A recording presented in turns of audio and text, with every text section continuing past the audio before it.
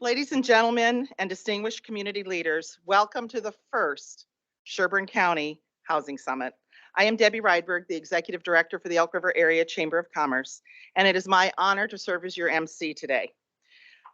Today, we are also joined by co-hosts, and I haven't told them this, so stand up, Jessica Bartell and Molly Nadeau. So give a wave and let's give them a round of applause. Jessica is with the Sherburne County Economic Development and Molly is with Treadstone Mortgage, and they share in the commitment to address important issues of housing in Sherburne County. When the vision for this summit began, we had hoped for a decent turnout. Sherburne County, you did not disappoint. Thank you very much. We had a much bigger response than expected. And so, it goes without saying, if there's a few bumps in today's flow, give us some grace, because not only is this a first-time event for you, it is for all of us who coordinated it as well. A huge shout out to the team at Treadstone Mortgage, Lynn and Delmas, for helping us get this coordinated today. Thank you also for the staff here at the Government Center, for the logistics, the IT, all of the support, the use of this wonderful room. And of course, today's summit would not be possible without our sponsors who have covered the expenses for lunch, materials, and the all-important happy hour. Also, I want to do a quick shout out to the coffee cart that's in the main lobby area. It is Blackbird Coffee. It is hosted and run by Options Inc. out of Big Lake. And so certainly a great asset. And I hope that if you all need a cup of coffee, please visit them.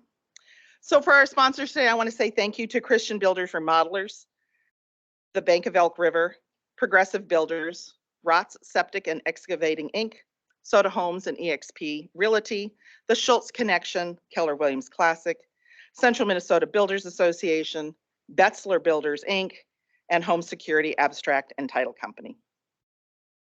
Today's summit is not just a meeting of professionals, it is a meeting of minds, hearts, and vision. Our purpose here today is to foster a public and private engagement partnership that will create a brighter future for our county. Housing is more than just shelter. It's a cornerstone of the American dream. It brings not only financial benefits, but also substantial social advantages for our families, our communities, and our entire region. While homeownership has long been a symbol of financial security, it is also a sign of a strong and healthy community. Research shows that homeowners invest more in their local areas and are more likely to engage in community life. People who live and work in the same community are also more likely to engage in that community. They create safer, more vibrant neighborhoods and drive economic growth. Homeowners and residents support local businesses, boosting our economy and job creation. In essence, homeownership matters, and it's vital to our region's continued success. Today, we're not only here to discuss the challenges, but also learn about the opportunities available to attract those who develop and build housing, and to help fill the need for the variety of housing types in Sherburne County. There are no silver bullets, because if there were, we'd already have found them. But with a thoughtful and informed approach, we will be poised for success. We are committed to building stronger communities, and today's summit is a step toward that goal. As we gather today, remember that our collective efforts, commitment, and shared vision can help us achieve this. We have realtors, bankers, mortgage lenders, builders, developers, and elected public officials in the room. Each of you play a pivotal role in building the strong community we all desire. So let's make today a day of collaboration, inspiration, and innovation. Let's forge partnerships, share insights, and work together toward a brighter future for Sherburne County, where home ownership and housing development are not just dreams, but attainable realities. We have a day of enlightening discussion ahead, and I am confident that together we can turn our shared dreams into a reality. Thank you very much. So let's get started. First up, I would like to bring up Jessica Bartle, who will share with you some of the key logistics. This is her building, and so she knows all the details really, really well and has worked hard on them. So I want to have her share with you some of the technical resources we have available today. All right. First of all, thank you everybody for coming. I'll be brief here before we hand the mic over to King. I just wanted to run through a couple housekeeping items. This is a conversation, so as you need to get up, get a drink, whatever it is, feel free to do so. Raise your hand, ask questions. One housekeeping item, the restrooms straight out the back, down to the left, right on the right. It sounds far, it's not. It's right outside that door. Let's see, what else do I have? Okay, so this really is intended to be an interactive summit and to try to foster that interactivity and then also connectivity, because we have an overflow room. The county board room also has, I don't even know how many people over there. I'm going to say a good 20, and we want to make sure that they're included in this conversation as well. So we are going to use a platform called Slido. And we're going to do a little practice with this platform here real quick. So if I can get you all to pick up your phone and scan the QR code on the screen, or there are QR codes placed all throughout the table. And this is going to get you virtually connected to this meeting in a way that you'll be able to ask questions, participate in polls, and things like that. I do also want to say that in our Q&A platform, which I'll cover here in just a second, the questions that you submit through your phone will be up on the big screen.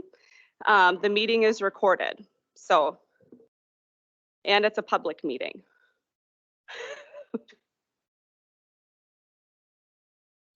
Oh, and we are cool at Sherburne County, so we have hashtags. So share on your social. This is a big deal. To have a housing summit like this with all the public and private entities that are coming together today. And we should be really proud that this is happening in Sherburne County. So hashtag Sherburne County Housing Summit, hashtag SCHS 2023. We should all be real proud to be here today. Okay, this is your first Slido question. So on your phone, it should have updated if you're connected and joined. Let's have a little fun. If you had to eat one meal every day for the rest of your life, what would it be?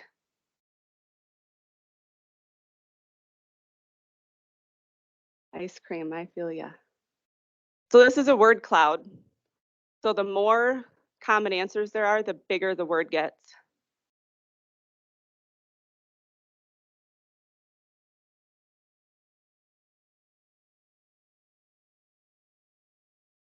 Roast beef, someone was happy with their lunch today then.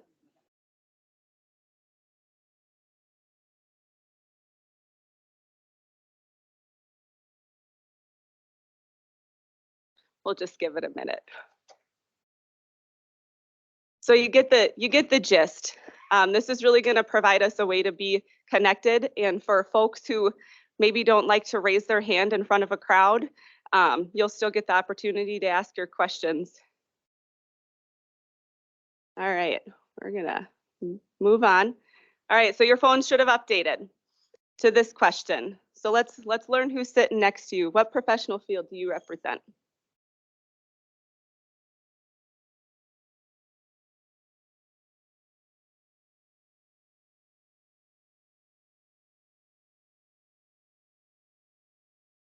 Real estate, coming in strong. All right. So these are the folks that are in this room and in the room next to us. We're still moving. Mostly real estate professionals. Got a healthy builder, developer, government, lenders, and industry. So awesome. All right, now that you're all Slido experts, I want to call your attention to two other parts of Slido. So if you're looking at your phone on the top left, there's a Q&A button. You'll be able to touch that and enter in questions. And at the end of each presentation, the questions will pop up on the screen. And so that'll give our panelists an opportunity, or our speakers an opportunity, and we'll help address those questions as a group. You also feel free to raise your hand. And then also, there's ideas. There is an ideas tab. So there's going to be 2 active ideas throughout the presentation. One of them's active right now. That information isn't going to be up on the big screen.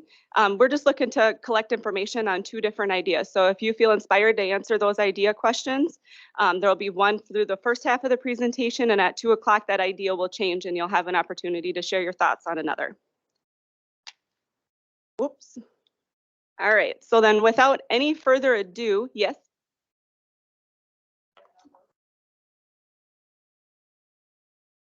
Yep.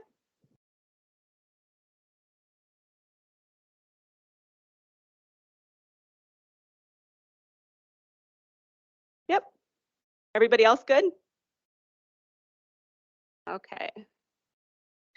Okay. King Banyan is a professor in the Department of Economics and interim dean of the College of Education and Learning Design at St. Cloud State University. He holds the PhD in economics from the Claremont Graduate School. He has consulted at central banks and ministries of finance in several developing countries. He has authored 2 books and over 50 articles discussing monetary policy and political economy. A former state representative from St. Cloud, he is co-author of the St. Cloud Quarterly Business Report, president of the St. Cloud Economic Development Authority, and a commissioner of the St. Cloud Regional Airport Authority. Please help me give a warm welcome to King Banyan.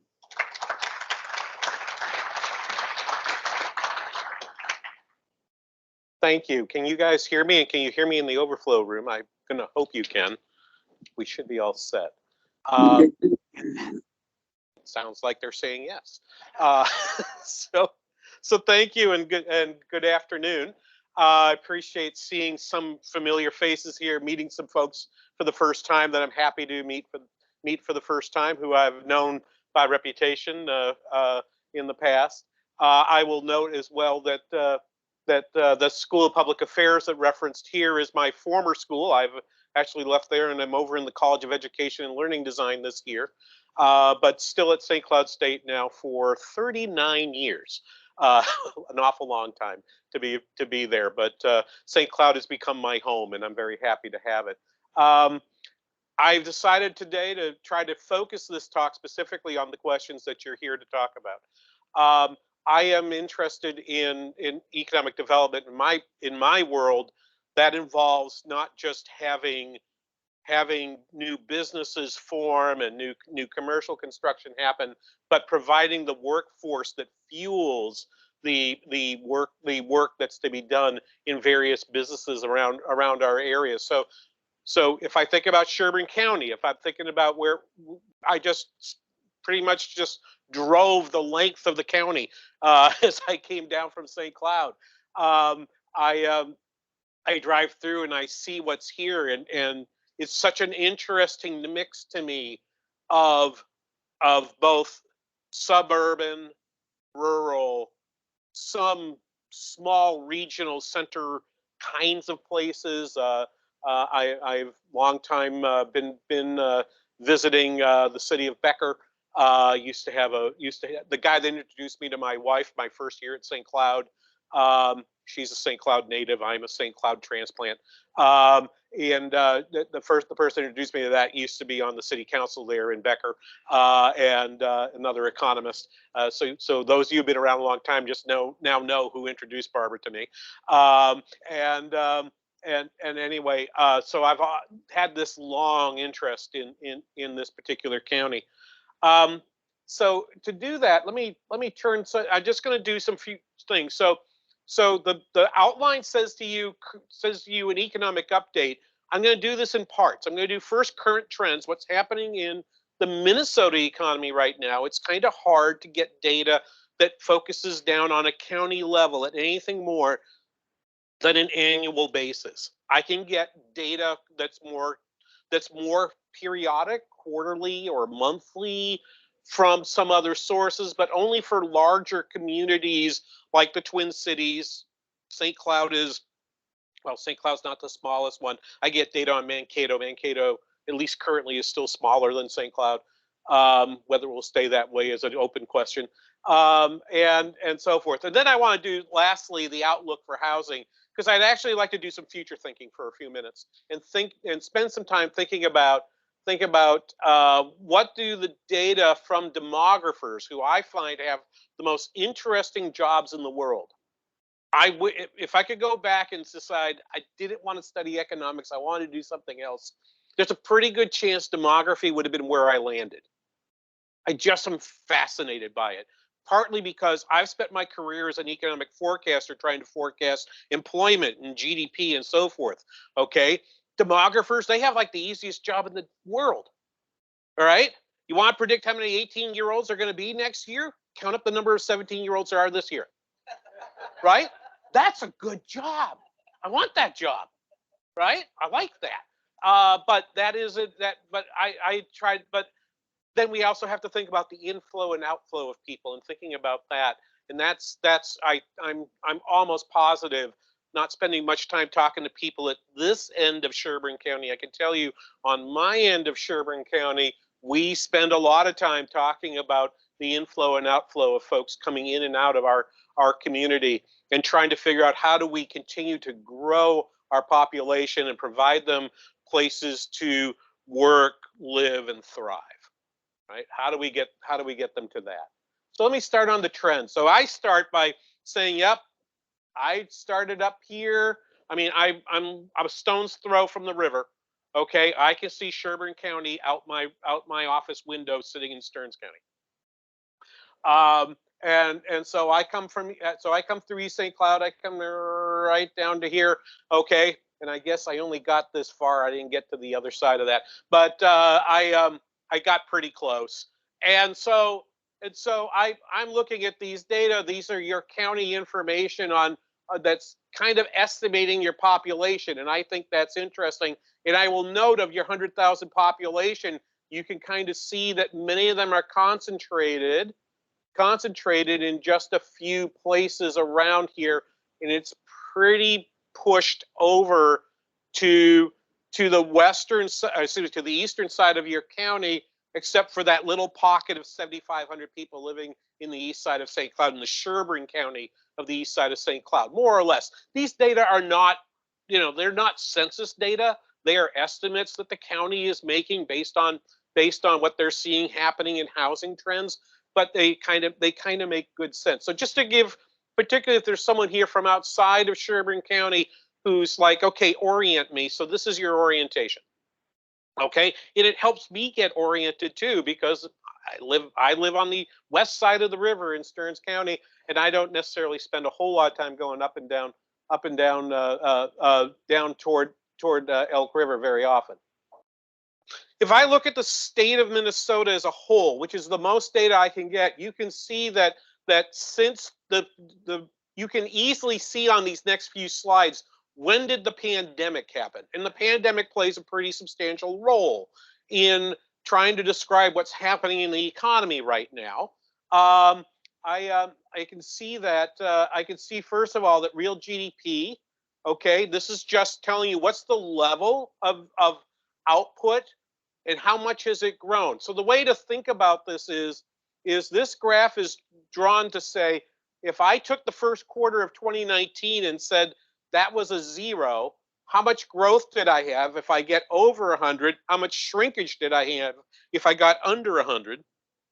My answer would be that the United States has grown faster than the state of Minnesota over that period. The collapse of production in the second quarter of 2020, when we pretty much decided a strategy to fight the pandemic was to stop making stuff, to stop serving food in a restaurant and stopping all that. So you can see that dramatic drop in activity that happened in the second quarter. Our growth has not been as fast as it has been in some other parts of the country.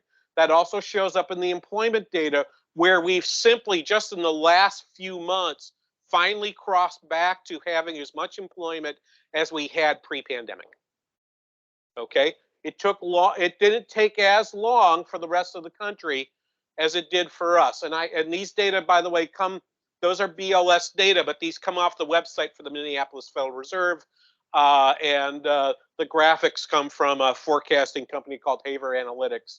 long respected firm on the East Coast. Likewise, you can see another piece of the story is labor force participation. Why do people move to Minnesota, and why do businesses from outside Minnesota come to Minnesota? We have a great workforce, right? We do. They're well educated. They have a reputation for working hard. I say this as somebody from my EDA world, where we've tried to persuade businesses from outside Minnesota to come locate in St. Cloud. We will emphasize we have a well-educated workforce that's willing to come work and will show up on time and do the task that you're asking them to do. You can see it here in terms of the labor force participation rate. Okay. Minnesota has traditionally had either the first or the second highest labor force participation rate, meaning what share of our population over age 16 is working. It has been the first or second highest state in the country. Okay. Do you want to know who's number one? North Dakota. Okay. And North Dakota is a bad word at St. Cloud State. Okay. Particularly when you put the word university in front of it. Okay. But one other thing that's interesting, and I have found this part particularly fascinating, has been part of that reputation for us has been the fact that our workers don't quit jobs. So take a look over here. You can see this is the rate at which we do a not me, but the census does a survey to see how many workers have quit their jobs, voluntarily quit their jobs. And it comes through a survey that's done every month. And we can actually divide it out by state. We can't get it smaller than that. I don't even get a Twin Cities number for this, but I can get a state level number. And you can see the blue line there has been traditionally Minnesota has had a lower quit rate than other places in the country, right? You can see that that's beginning to go back to a different level. Quit rates in the US have been higher. What does this mean though? There's some people that believe this means that more people are quitting their jobs because they don't want to work. Or maybe they don't want to work in a factory. They don't want to work in a store. They don't want to work in a restaurant. Some of them want to work for themselves. It also is a sign, perhaps, that there is more desire for labor, not just flexible hours, but more of a desire for labor mobility, right? Workers increasingly seem willing to work further away from their place of business, from their work location, and then telecommute. I'm just in conversation this morning. One of the things I did before I drove down here was talk to one of my staff, one of my directors in the college, because that director is saying, is it possible for me to work 2 days a week from home? Pre-pandemic, I would have said, yeah, you know what? We don't really do that. Now, we do that. The state of Minnesota has promulgated policies for state employees that allow them to arrange for a telework arrangement where we can have them in a certain place a couple days a week and on our campus or at our place of business the other days of the week. And I'm increasingly seeing requests for that. The quit rate is all part of that story. We're in a world where and I think this is, when I talk about current trends, this is the number one trend I spend my time talking to people about. The relationship between the employer and the employee has fundamentally changed. I don't think there's any way around that. It has fundamentally changed, and that has implications for you folks in housing. How? Why? Because people who are going to be working more at home want a different home than the home they had when they were just there basically as a place to go sleep, feed your kids, raise your family, and then go to the lake on the weekend. Okay, it's a different deal now. All right, so I have a lot of gray hair. My kids are all grown and gone. All right, my youngest is gonna turn 30 next year. Oh my God. Okay, my baby's gonna turn 30. But the result of that is, I've been thinking, do we want a smaller house? And I thought to myself, well, maybe not, because I might like this arrangement where I work from home 2-3 days a week. I might like to turn her bedroom into my office. And there's going to be more kinds of work like that. So our homes are going to look different as a result of that trend. Because more and more of us are going to find that our workplace and our home are going to be kind of the same thing. Okay? So we don't have as much quitting as many other parts of the country do, but we're seeing more of it. And you can see from over there on that graphic on the left, labor force participation, be it from a workplace or be it from home, that's fallen by about 2% here. Okay, so to put that in terms, right? Your workforce in the state of Minnesota is around 2.8 million workers. Okay, so if you do the math, 2% less means there's 56,000 people out there who used to be in the workforce that have stepped away, more or less, right? And that's a net number, right? There's a whole lot of people that come into the workforce. There's a whole lot of people that left the workforce. And the net between that is we're down about 58. We're down, let's say, roughly 60,000 people. That's not small, right? That's a pretty good sized number. So it means that private employment's slowed, not because we're going into a recession, but because we're struggling to find workers, right? So it's unusual for me. Normally, if I see a slowing trend of employment, and I've been looking at two different pieces of data, I take the private employment data from Deed. I take that's the orange line. The blue line is called Minnesota Coincident Index. It's a set of labor market measures that are collected and pushed into a single index by the Federal Reserve Bank of Philadelphia.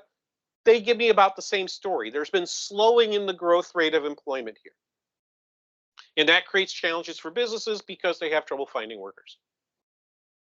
And so that is the challenge that we're having. You can see, right, the growth in employment in 2022, which was a fantastic year. If you were in a business, you were probably making money without having, your biggest struggle was, can I have enough workers and can I find the supplies I need, okay, to be able to fill the order that's in front of me right now. And it wouldn't matter if you were a restaurant or a metalworking company or what have you. You had trouble finding your supply chain was pretty challenged. Workforce growth 2.8%. So far on an annualized basis, so if those numbers are comparable, that number's gone from 2.8 to 1.2. Meaning that we're pretty much, and that 1.2 in a world where we're seeing people leave the workforce is probably the future. I don't expect in 24 or 25 you're going to go back to a 3% employment growth number. That would be a shock, because I would be like, okay, so where'd you find them? Did North Dakota send all their people to us? Okay, I mean, where would they come from? So, what part of the ad for this piece is that I would have a forecast or current trends. Because of how this county is, with both a suburban connected to the Twin Cities economy and a rural economy, as you get further north and further west, I'm looking at two different sets of numbers to see how things are going. So one of them that I look at is these are both produced by a guy named Ernie Goss, who I hate to say anyone's as funny as me and also an economist, but Ernie's really funny. He's really funny. Ernie creates these. He does this by two different surveys that he does. One of the surveys is of purchasing managers. They're fantastic. I should think this. That was my dad was a purchasing manager for a plastics plant up in New Hampshire.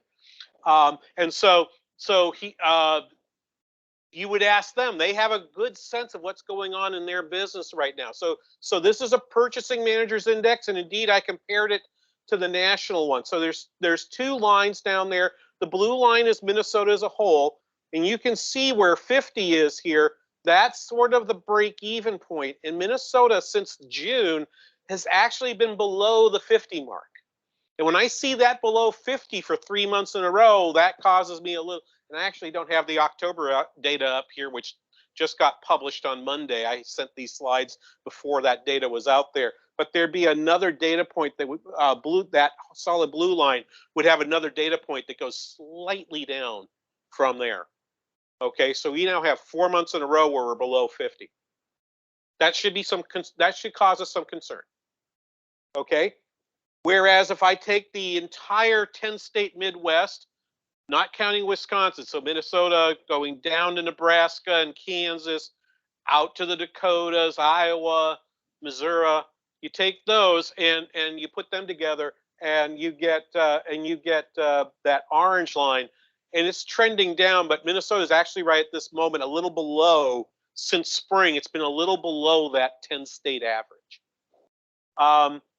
If I look at the U.S. economy as a whole, you can see manufacturing has been below the 50 mark for a while, but services, that gold dashed line, has been above 50. Because Minnesota is a more manufacturing-based economy than the nation as a whole, when the manufacturing sector is having a little bit of trouble, we will look a little worse.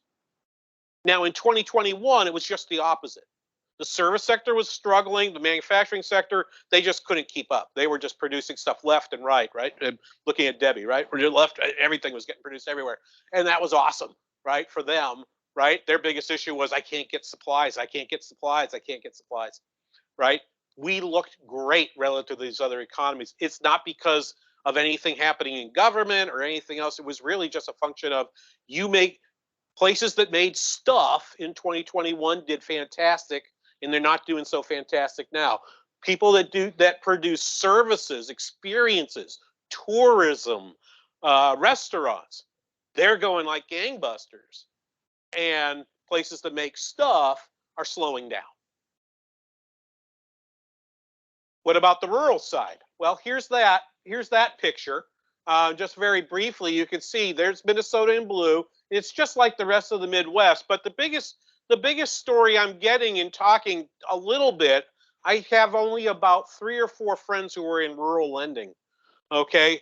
And they're sick of me. I talk to them constantly, okay? They're sick of me, but I'm like, tell me what's going on, man. I got to know what's going on. Give me the straight scoop, right? And their answer has been, it's been kind of a real challenge. They're seeing increasing costs for their materials.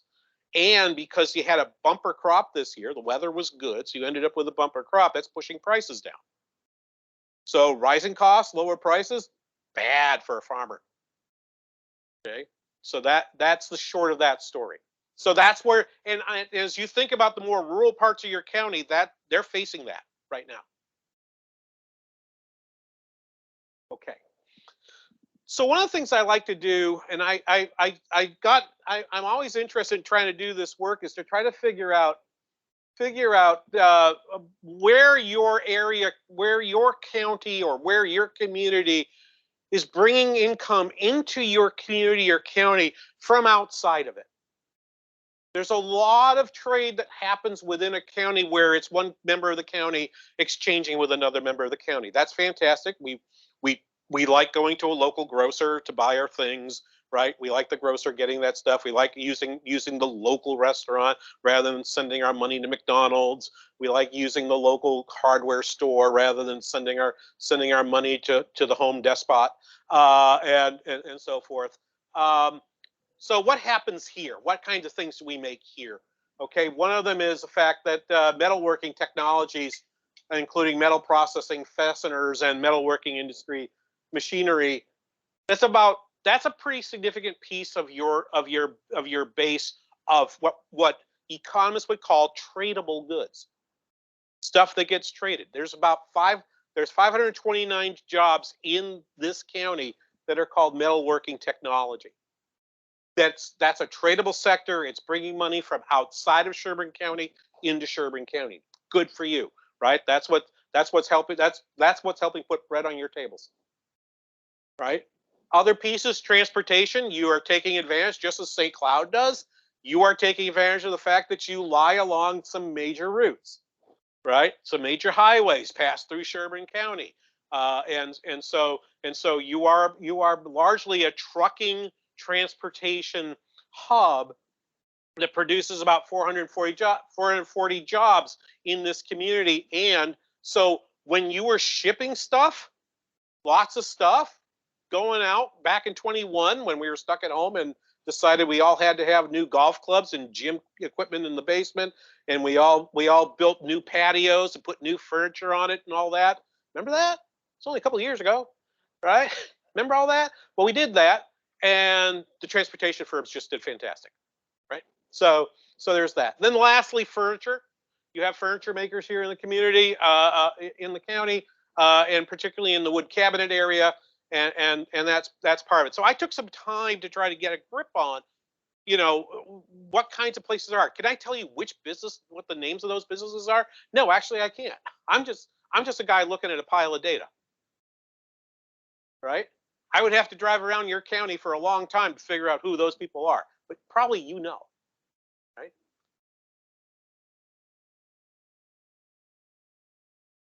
So now let's turn to the growth phase, and I want to talk a little bit about your about the population trends, because we're going to start to unpack what population looks like. As I warned Jessica that, and Debbie told me that, hey, you've got till 12:45, and I said, oh, I didn't really plan to talk that long. Who wants to listen to an economist for 45 minutes? But I do want to make sure that you know that one of the things we have to pay attention to are these population trends. So these data, the first three numbers here are actually all from the decennial census, the 2000, the 2010, and the 2020 census for the population in your county. Unlike many states in America, Minnesota has a state demographic center, and it's one of the better demographic centers in the country. Okay, I have talked and visited with them for a long time. I don't know if you've ever had Susan Brower here, who's the current state demographer.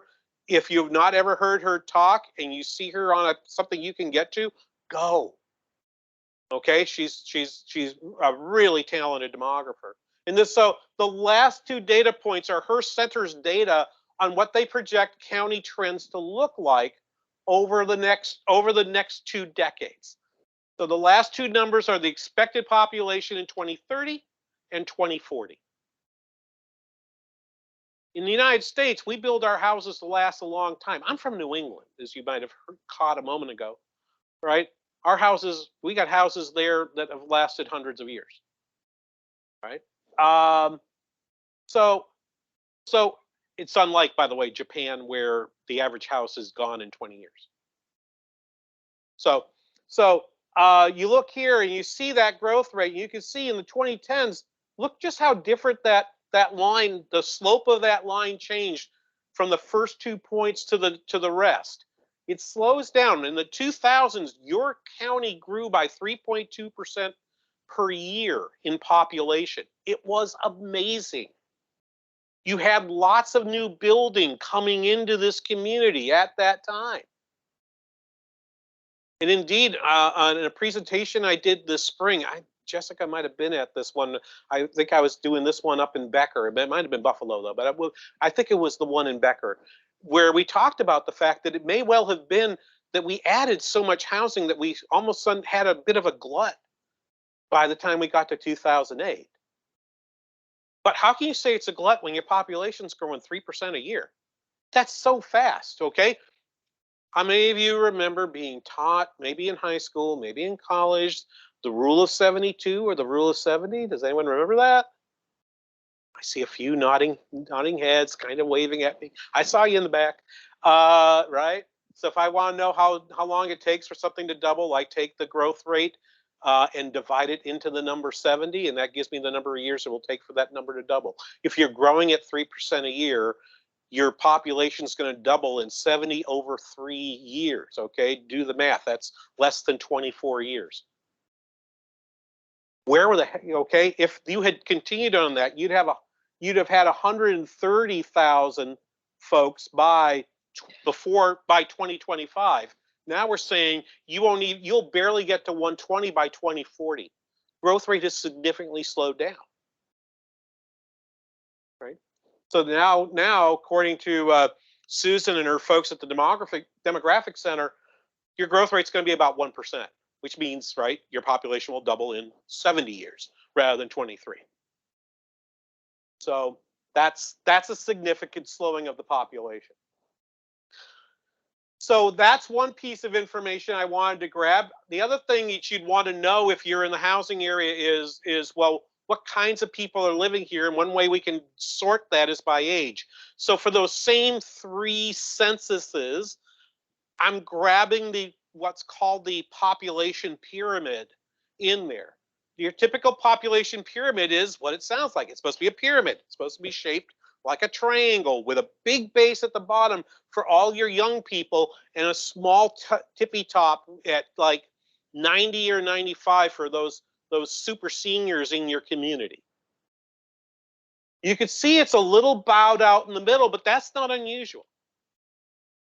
That bowing out in the middle indicates usually that those are families who might have folks working in the Twin Cities who are instead choosing Sherburne County as a bedroom community. And I see this for Sherburne, I see this for Wright, I see it for Stearns. I don't see it as much for Benton, but I see it for numerous counties in the ring around the Twin Cities. Okay, it's not unusual. Let's take a look, right? The share under age 18, the share of your population in the schools back then of that 64,000 was almost 31%. So those are the folks under 18 down here at the bottom of the pyramid. The number over 65 which cuts off right here, this piece right here, that is 7%, and so forth. Median age 31. Take a look at what happens as you go forward from 2000 to 2010. Right? The share under 18 dropped by a full percentage point. Median age in 10 years rose by more than 3 years. Your population started to get older. And you could see it starts to fill in here, and the top, that share over 80, right, was before. I can go backwards with this, right? That was at 7.1. Now that's at 8.3. Let's go forward to the most recent census in 2020. Take a look at the share that gets to 65 plus. Goes from 8 to 12%. Your median age has risen again. So your population in 20 years got 6 years on average, 6 years older. Remember, you got a whole lot of people getting born on this side. You got a whole lot of people dying at the other side. Okay, I'm sorry, it seems gross right now, but you got that all happening, but the average in the middle is going up. That median age is going up again. In the number of folks in your schools, share of that population is getting smaller, so that you probably don't have, if I look here versus here, and I was trying to figure out how many children do you have in your schools, it probably has not changed very much in a decade. Your class sizes are about constant. By the way, for us on the other side in the university system, it's the nightmare, right? What happened? During 2008, 2009, 2010, everybody stopped having kids. Why? Many of them lost their homes. Many of them lost jobs. Okay, when you don't know where your home is and you don't know what your next job is, you're not really willing to engage in a whole lot of family formation. You're likely to have smaller families. If you do the math right now, just take 2023, subtract 18. What year is that? That's 2005. It was a great time. There were a lot. Okay, everyone's doing well. Families were forming. That's that first period back from here to here. That's great. We get lots of more folks. But when you hit 2026, now going back 18 years, that's 2008. And that's where the cliff in demography happens for those of us that work in universities. We're about 2.5 years away from it. We all know, we're all trying to plan, what do we do? Okay. Well, a little bit later than that, go out 10 years after that to 2035, and you start thinking to yourself, now you're talking about people in their late 20s. prime family formation ages, the folks that would buy their first homes. What will that market look like 10 years from now? So, keeping an eye on my time, I got about 10 minutes to get the edge. Okay, so as I look at from the 2020 census, what kinds of homes you have. Okay, so I should have erased those negative signs. The orange bars on the left are your rental units here. The lighter bars, I went for the Thanksgiving theme, you see, right? Okay, is here, and you get and you've got 10,000 homes that are where you've got two people. That doesn't mean that living in a one-bedroom house. It just means that household has two people in it, and it's living in a unit that they own, that they have an ownership right to. Doesn't mean they don't have a mortgage. In fact, I got a little slide for that in a moment. But these are the data out there. 34,000 units on Census Day is the estimate from the U.S. Census for Sherburne County. Two-thirds of housing owners have a mortgage or a loan. So the next point to talk about, which we haven't talked about much, that clock is 5 minutes slow. I got to remind myself.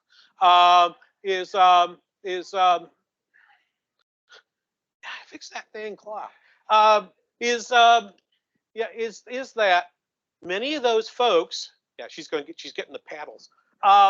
Many of those folks are going to be are in homes where, for many of them, and I don't know when they took their mortgages, but when mortgages were down at 3%, everybody is refinancing their mortgages. We now are in a world where we might have people locked on that mortgage, because if I'm to move, I'm leaving a 3% mortgage for a mortgage that's going to charge me in the 7s or maybe even the 8s.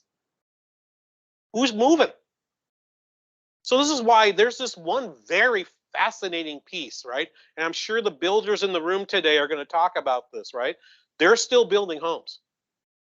The mortgage rate has gone, I might think about this, right? The mortgage rate's gone up by about 400 basis points, and we're still building homes. I'm going to guess, for many of you, not much different than you did 2 years ago. Right? You got backed up demand. Why is that happening? Because the supply of houses, of existing houses on the market, is shrinking rapidly because people have a mortgage that they will not give up. They're not married to the house, they're married to the mortgage. Right? And so that's there. And so we know that of these houses that were built, what I do know is of that stock of homes, the 34,000 homes, about 5% of them were built between 2014 and 2019, which is the last data I have. I mean, the census comes out in early 2020, or surveys in early 2020. So I don't know how many homes were built in the last 3 years. I can get building permit data, but a building permit isn't necessarily a house. Right? So, and if I want to look at those, right, of about 83% of your county lives in owner-occupied housing. And if I want to look at the ages of them, I can look here and I can see folks who are married and unmarried. And I find what's interesting is that you've got about 3,600 of those folks who are in an owner-occupied home, not married, but with kids.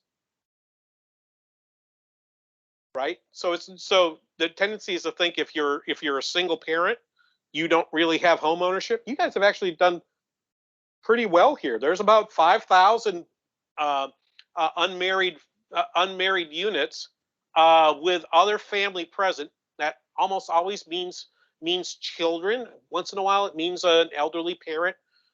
Okay, that's there, but for the most part, that's kids. 2/3 of them are actually in homes that they have ownership rights to.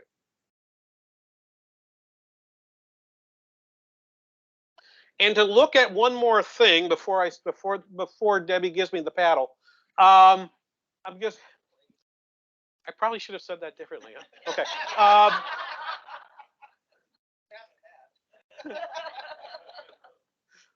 If I look at people, and one more piece of data that is fantastic to get a hold of is the work-live relationship between where someone's working and where someone's living.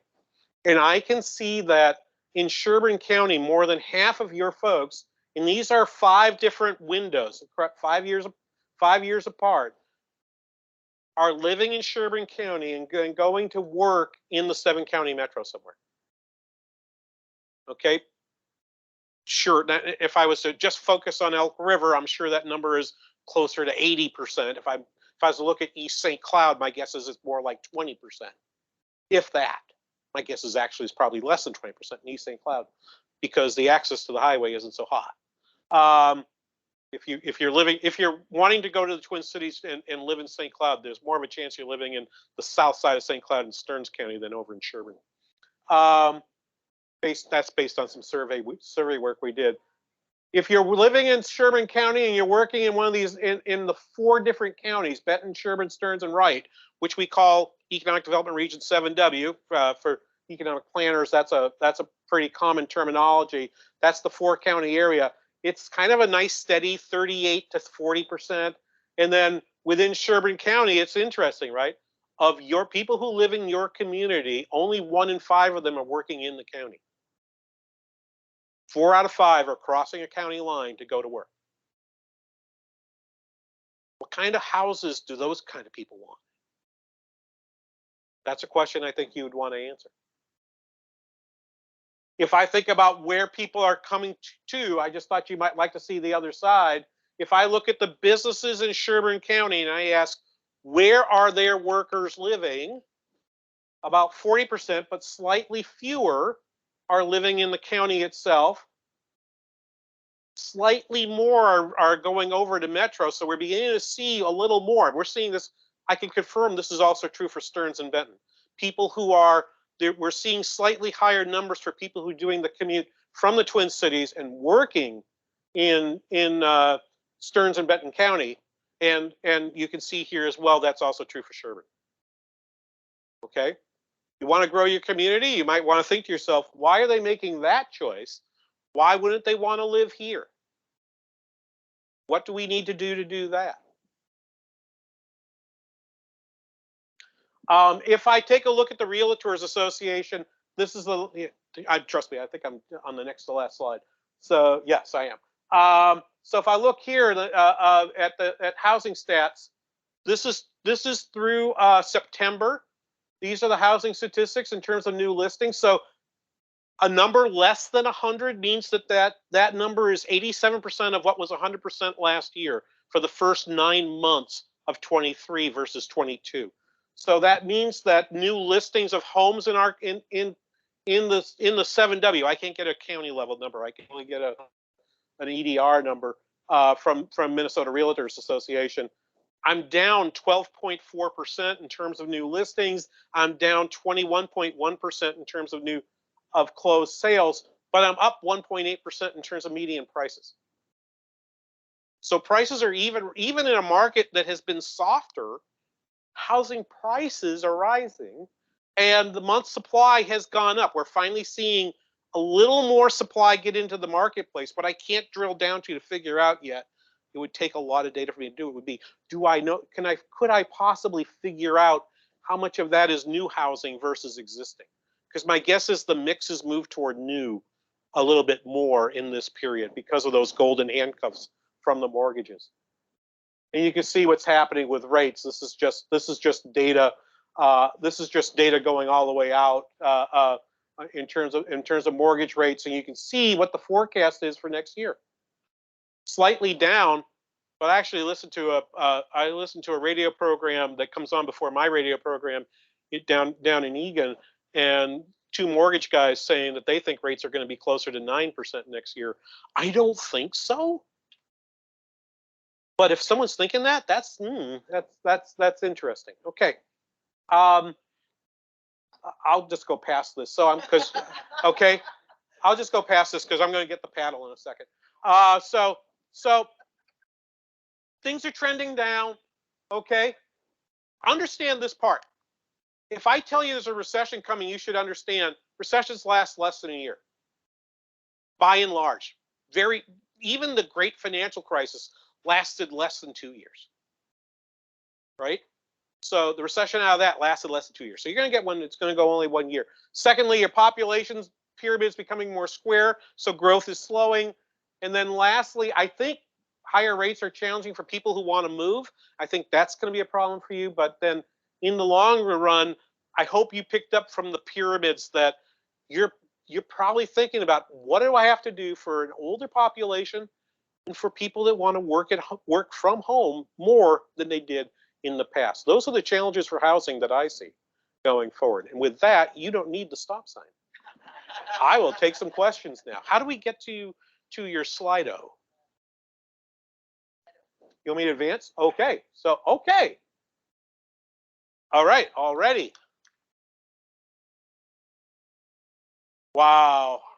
Becky, I don't know how to answer that question. I'll think. Yeah, I have no answer for you. I mean, it wouldn't even be a scientific wild guess. Yes, I left a word out. Yeah, I'm not sure I can answer that. Do we have? So I think even if you're in the room here, so the people in the overflow room can see you, can see your question, I think you want to put it up here rather than say it to me. Do you think that'll work? Oh, because of the munching thing, right? Okay. Anybody else have any questions they want to put in Slido or raise your hand? There we go. Oh, wow. Okay.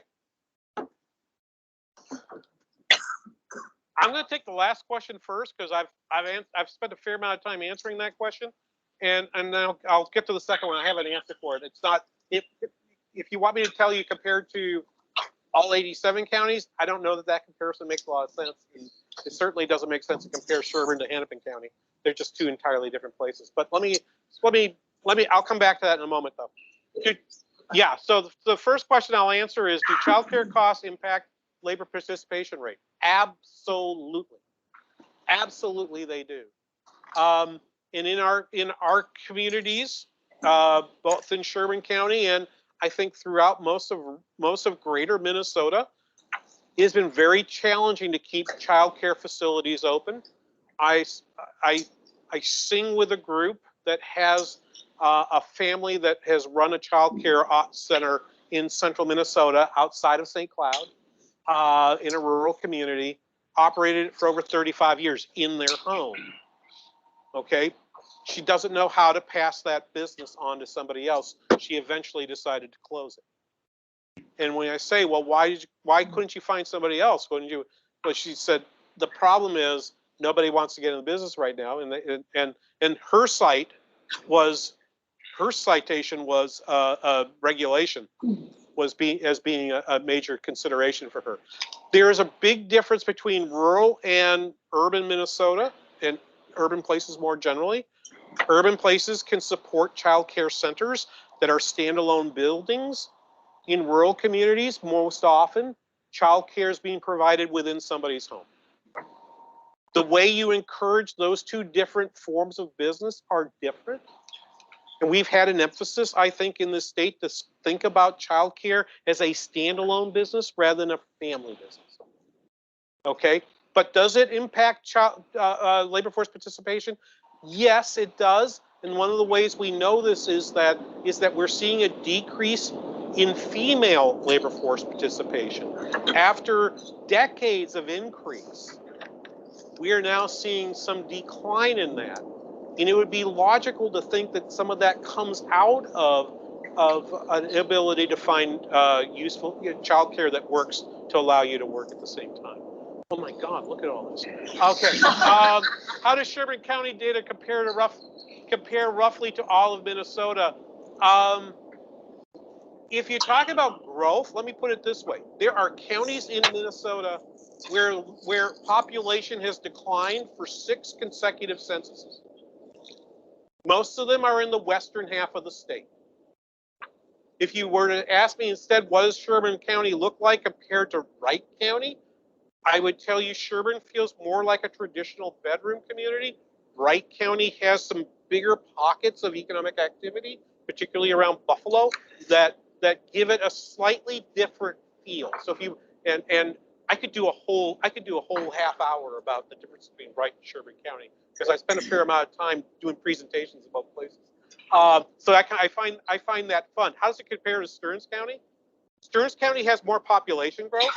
It is younger population, but based on what we're able to get from the data, which is not great data, but from what we can get from the data, your data has more people moving to Sherburne County from other places within Minnesota.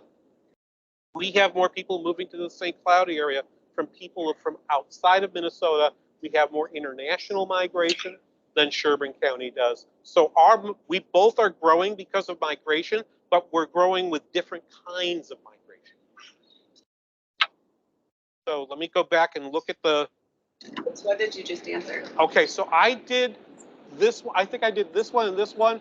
And Becky, I'm going to pass. I'm just sorry. I'd rather not. I'd rather not mislead you with that. With an aging population leaving the workforce, where do you see the replacements coming from? Well, I think I just gave you the answer. I think it's going to end up. I mean, yes, there are two ways to increase your population. You can either do it through the natural method. I let that hang. Or you can do it by having in migration, net in migration. I guess there's a third way to do it, which is try to do your best to keep everybody alive. But you're doing that anyway. Migration patterns can certainly help you with that, and that's the difference between St. Cloud, Sherburne, Wright versus the rest of Greater Minnesota, which is we are getting the migration they are not getting. Still, it's a different flavor, it's a different kind of piece there, but that migration is really it, because otherwise, you know, if you have to do it through the natural method, the problem is you got to wait 20 years, which is a long time. Okay. Let me see. What do you think the economic impact would be for shutting down the coal plant in Becker and turning 12 acres of farmland into solar? 12 square miles. 12 square miles, not 12 acres. I was going to say 12 acres doesn't feel like a big piece of land. Okay, I'm a city guy, but even I know that.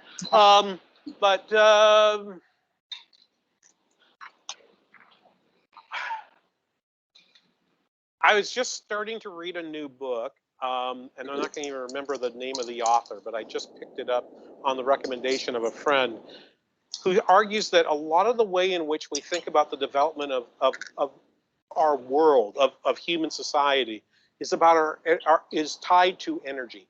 Our ability to figure out how to create energy out of other energy. So maybe the best way to think about it is, what does it cost me to how much money, how much energy, think of it this way, how much energy do I have to put in to acquire enough coal to create a gigawatt hour, right? How much money, how much energy do I have to put on to creating a solar panel that can give enough solar panels to give me a gigawatt hour? What's the difference between those? And I think that's the way to think about it. Okay, then you have to figure out, well, yeah, but the coal stuff has this negative impact and the solar piece does not. And I don't want to get down that road, get too far down the road, but I will say this much. There is no doubt a demand by citizens for solar. If you think that's misguided, okay, good luck. You can go make that argument. But there is an argument out there that particularly if I think of young people want to think that their energy is clean.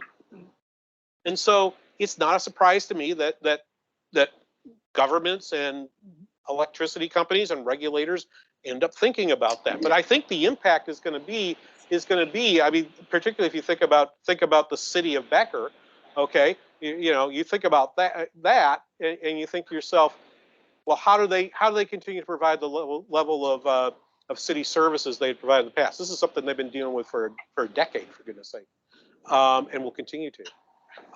And I'm not sure how a solar array provides them the same level, how they replace the revenue that they've lost from that. Where am I now? Here.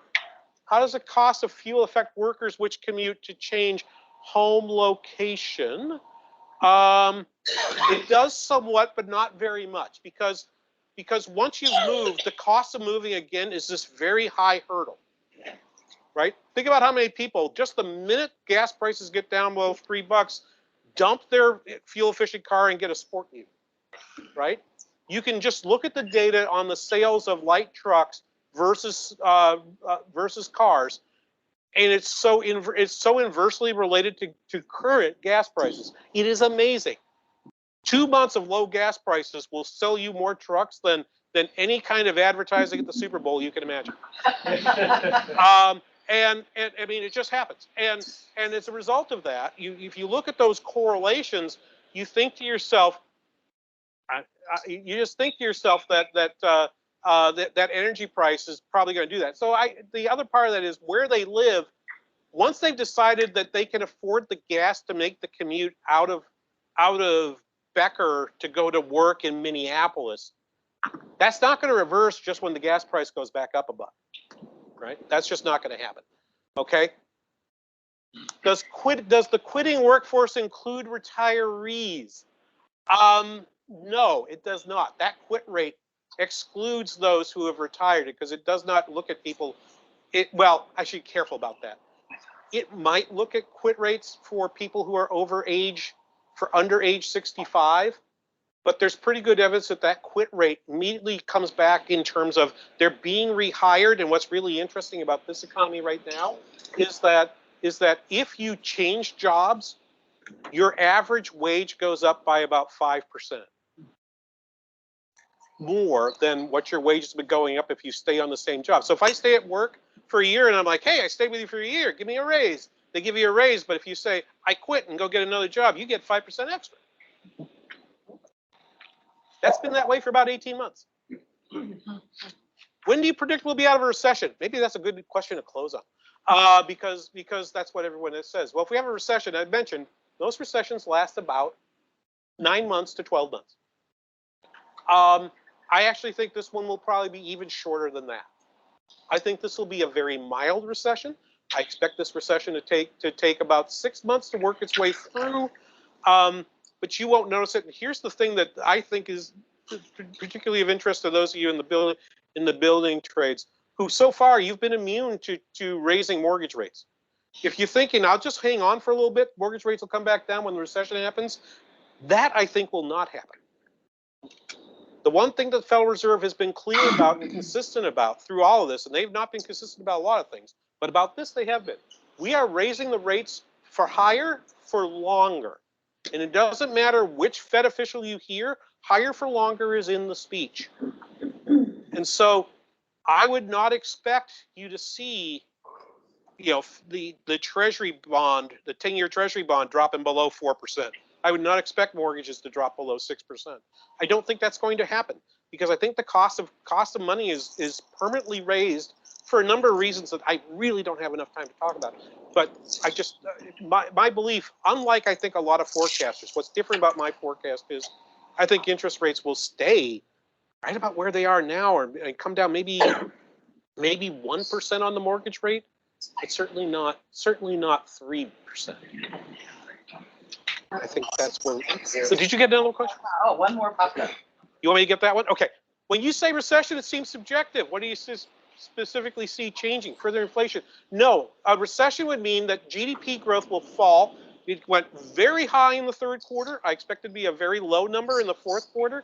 And I expect it actually to be very low again in the first 2 quarters of next year.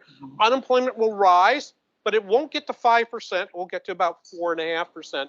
Okay, and those data that get used are actually calibrated by a private organization, the National Bureau for Economic Research, and they'll declare a date of a recession. But here's the last point. They usually wait a long time to tell you when the recession started and when it ended. You probably won't know until 2025. Thank you, King.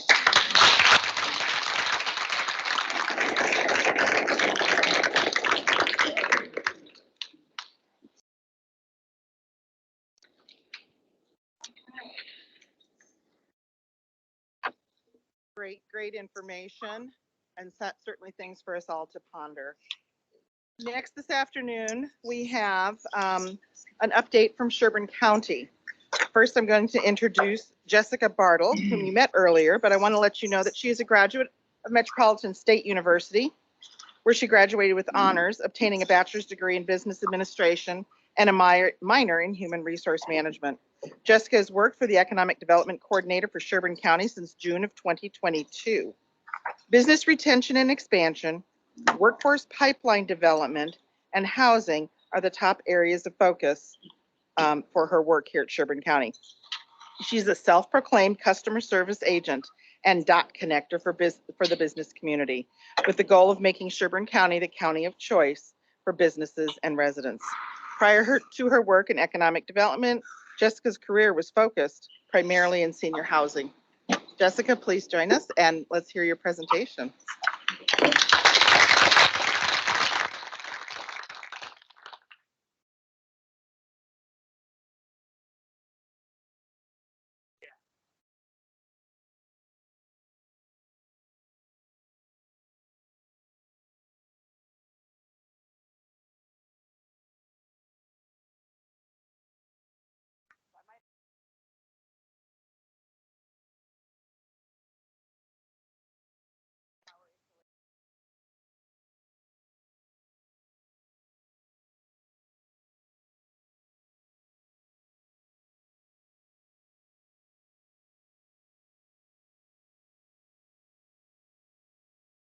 Bylaws are not a contract, and Minnesota law says that the HOA doesn't even have to follow the bylaws if they don't want to. So, and they don't have to be updated. They don't have to even be informed of. So, but the initial contract comes between the city and the builder, and that's where the HOA comes into play. And but the city and county and other governments don't put any qualifications on the HOA to act in an ethical or even make any kind of business sense. So reading the documents doesn't really address that issue of why they have the power to override a government agency. But thank you for offering that. Yeah. All right. Okay, so my portion of today is really going to aim to cover the current situation of housing in Sherburne County. Some of the information that I have covered also, so I may talk briefly about some of what I wanted to address is really why.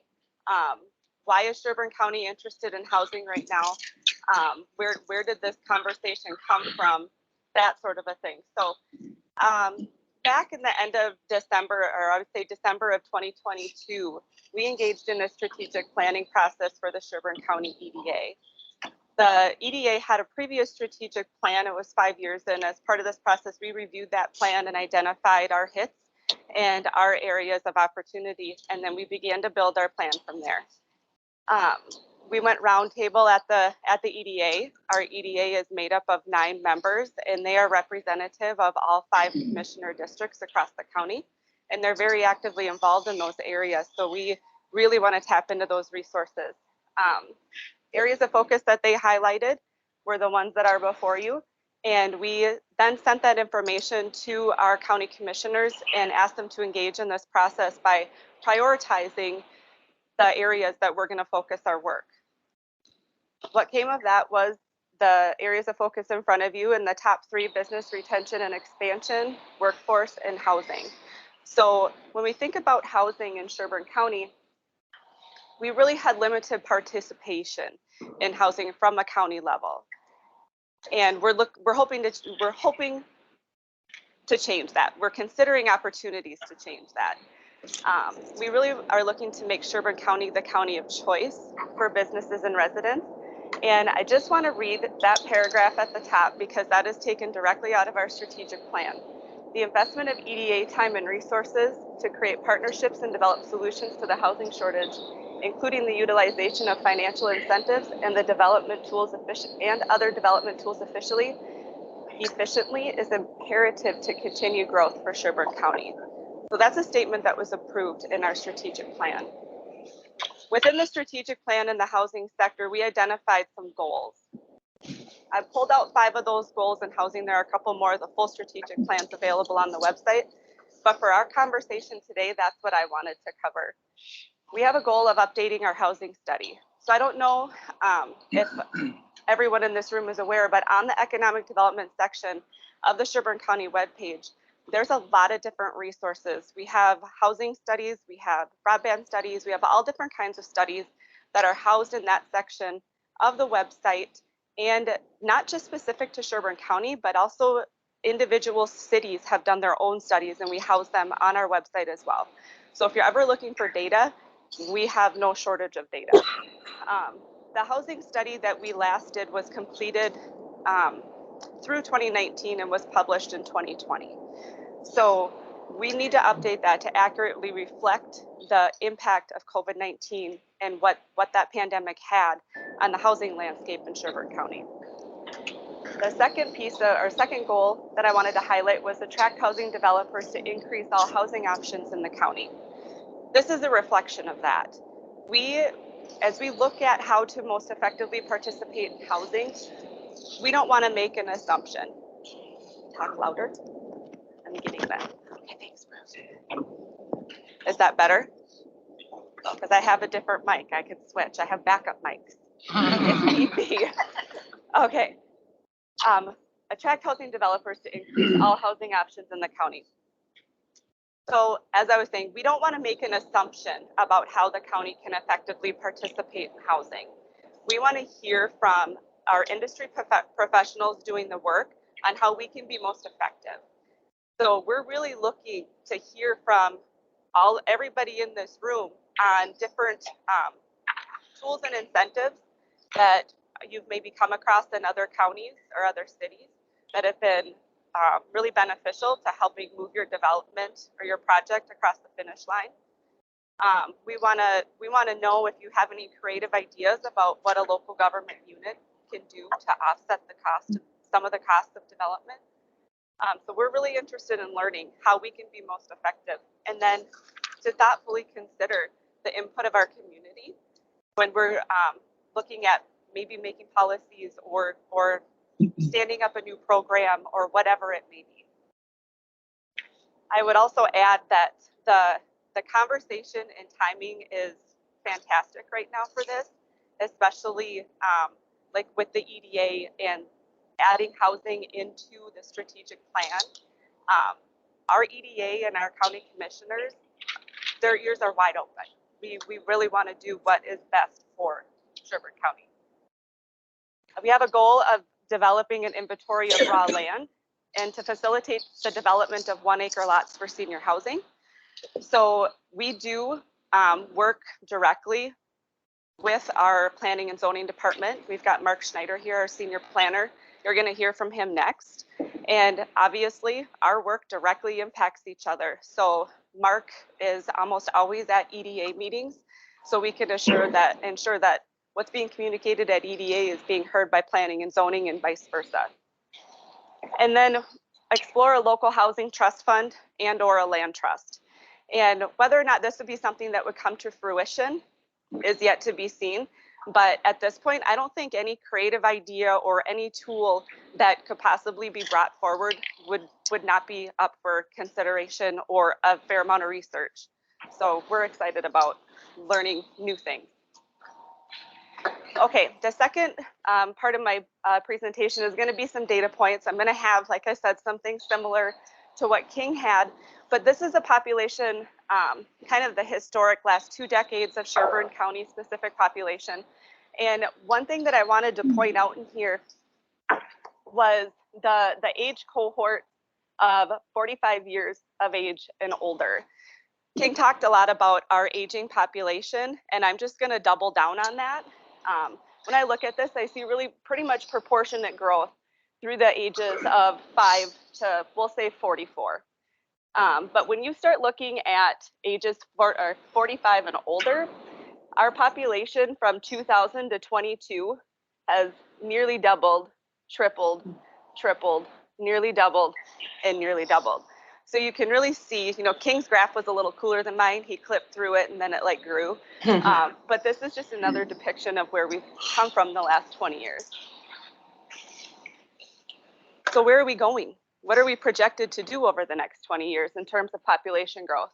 We're projected I'm probably standing in front of it. We're projected to grow almost 11% in our population over the next 20 years. 44% of which is going to come from the age cohorts of 65 years of age and older. In proportion to our state's growth rate, Sherburne County's rate of change for population growth is 10.8, which is double what proportionately the state of Minnesota is expected to grow. This slide here talks a little bit about our current housing stock. King kind of covered the top about the number of housing units we have in place and our rate of home ownership, but I wanted to highlight this part right down here. If you look at our housing stock, I want to say 64%, if I'm remembering my math correctly, 64% of our housing stock was built before the year 2000. So we have an aging housing stock. And also, less than 10% of our housing stock was built within the last decade. So you can definitely see the stall in new housing coming online there. So this is a slide or information that's taken right out of our current housing study that we have posted on the website. I sound like I'm plugging the website. I'm really not. So in this study, they highlighted the demand for future housing through the year 2030. And that study identified a need for nearly 2,800 for sale housing units, 1,500 general occupancy rental, and about 1,200 total senior units we will need to add to our housing stock through 2030 to keep up with the current and future demand of our residents.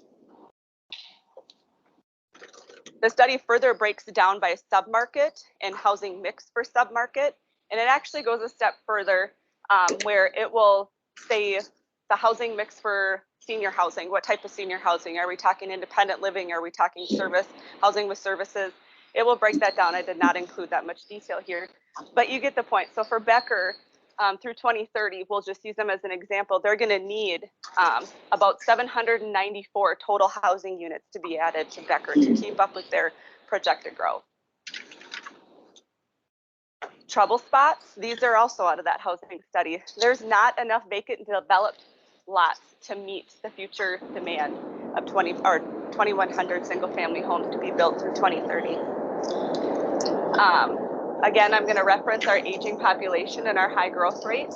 There's a demand calculated for 636 new multifamily for sale units. So these are going to be your townhomes, your villas, your maybe condos or cottages, those type of things. And then the aging general occupancy rental housing, we have a demand for 900 market rate units, 630 affordable to low to moderate income households, and 1,600 senior units through 2030. I wanted to, we talk about affordability and what does that really mean? Well, I'm just going to do a quick overview of a few numbers here for Sherburne County. So the average family household in Sherburne County is 2.81 residents. That's a figure from the state of Minnesota from DEED, their data tool, 2.81 residents. And also using their cost of living data tool. Is everyone familiar with DEED? The Department of Employment and Economic Development. They have and I know King referenced this, a fantastic data tools that you can use. And it is unlimited options. So if you're a data geek, kind of like I am, it's a wormhole. You could spend a lot of time in there. Okay, so for a typical family, 2 adults, one working full-time, one working part-time, and 1 child, the average cost of living for a year in Sherburne County, $66,127 a year. In Sherburne County, 65% of households have an income of $75,000 a year or greater, but about a quarter of our households have an income that is less than the cost of living in Sherburne County. And with housing, I don't know how to make the little red thing work, with housing being one of their biggest expenses. Home values on the rise. This isn't a surprise to anybody in this room. This is our Sherburne County data. So within the last decade, we have experienced very consistent year over year rises in median sale prices. So when you're thinking about your single income families or newlyweds that are just looking to buy their first home, that $360,000 price tag is a big pill to swallow, and a lot of them can't. So obtaining home ownership for those cohort of people is incredibly difficult. Let's talk about some positives. Let's talk about new housing unit development. So I did reach out and pull some data from our records here at Sherburne County. So these graphs reflect 2020, 21, 22, and the first 9 months of 23. So that housing study projected a demand of 6,000 housing units to be added by 2030. So for the first 3 3/4 years of this 10-year projection period, we've had 2,276 housing units developed. We're 37.5% of the way through our 10-year projection period, and we've developed 37.9% of the projected housing units that need to be developed. Yay, we're done. We met the goal, right? Not so much.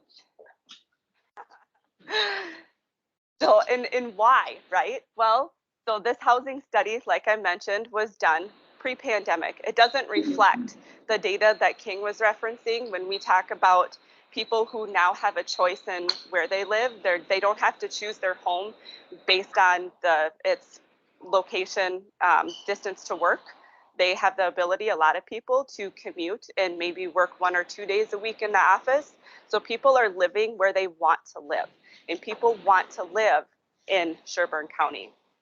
From 21 to 22, we added 3,351 residents, which is the 5th most added residents out of all 87 counties in the state. So we are highly sought after. We've got great proximity between St. Cloud and the cities. We have great amenities here in Sherburne County and just an overall great quality of life.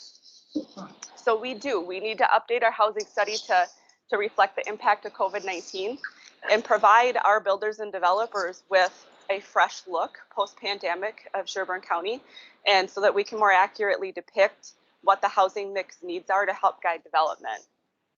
As home prices and interest rates continue to remain high, the affordability of housing in Sherburne County does unfortunately put home ownership out of reach for some people.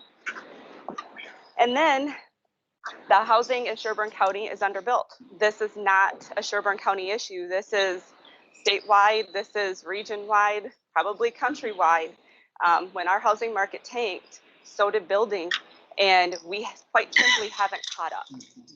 So the effects that we're seeing now on our lack of housing supply or aging housing supply is still lingering effects that we're seeing from our housing market crash around 2008, 2009. All right, so given these known conditions, what is your idea to increase access to housing in Sherburne County? I feel like I should have like a Jeopardy noise right now. We're just creative ideas, you know?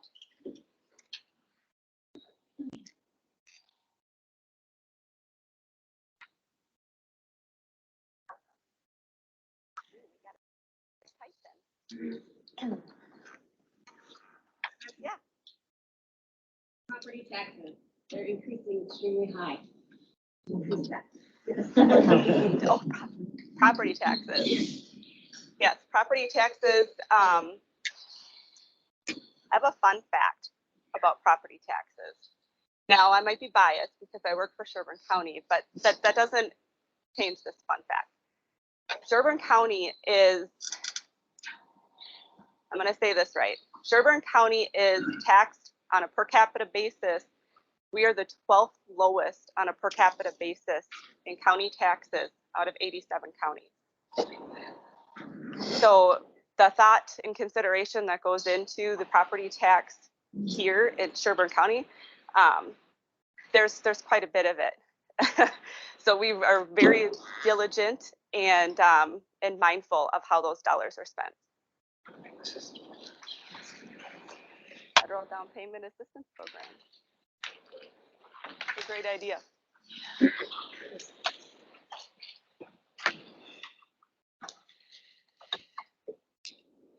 That's also a great idea. I would say one of the most common issues that we run into with USDA rural development dollars in a county like Sherburne is a lot of those are income qualified. And there's a lot of, like I said, $75,000 or more of most of our households make, and that's too much money oftentimes to qualify for USDA rural development loan or grant. Higher density new construction. I'm pretty sure our senior planner is going to cover a little bit of that. Nice. Does anybody have any questions for me before I pass to Mark? Not out. Mark. Yeah. Based on your needs for senior housing, is that just strictly based on ages of people in our communities? Or is that where your guys' findings are? I would say the rate at which seniors are reaching their I don't want to say seniors. I'm going to retract that. The rate at which people are reaching retirement age and looking at moving out, we're talking our baby boom generation. There's just a whole slew of them coming at once. So I would say that's where those projections are coming from. When you look at how many baby boomers are going to be coming of age over the next decade.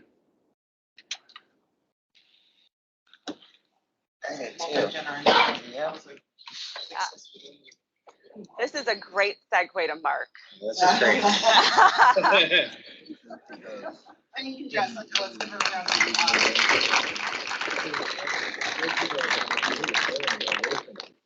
Next up, we have Mark Schneider, who is the Sherburne County Senior Planner. A graduate of the Community Development Program at St. Cloud State University, Mark has made a career serving Sherburne County and supporting its residents through the perplexing world of planning and zoning. It is perplexing, and there's a really big box of colorful crayons to go with it. During his 20 years with Sherburne County, he has served in a number of roles and has had a front row seat to the highs and lows that come with being one of the fastest growing counties in the state. Recently, Mark led a rewrite of the Sherburne County 20-year comprehensive land use plan, which placed a high priority on supporting life cycle housing and promoting the high quality of life that can be found in Sherburne County. Mark, welcome.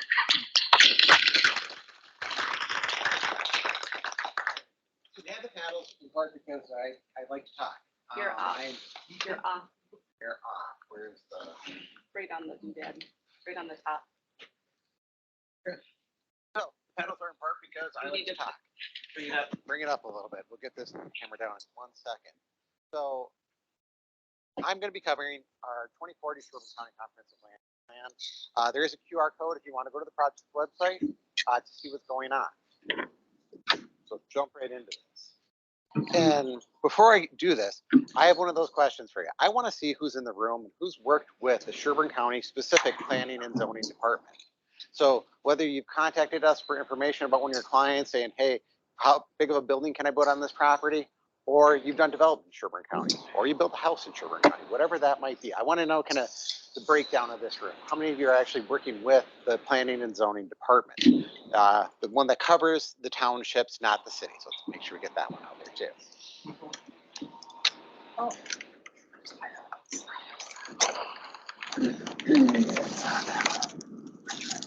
All right.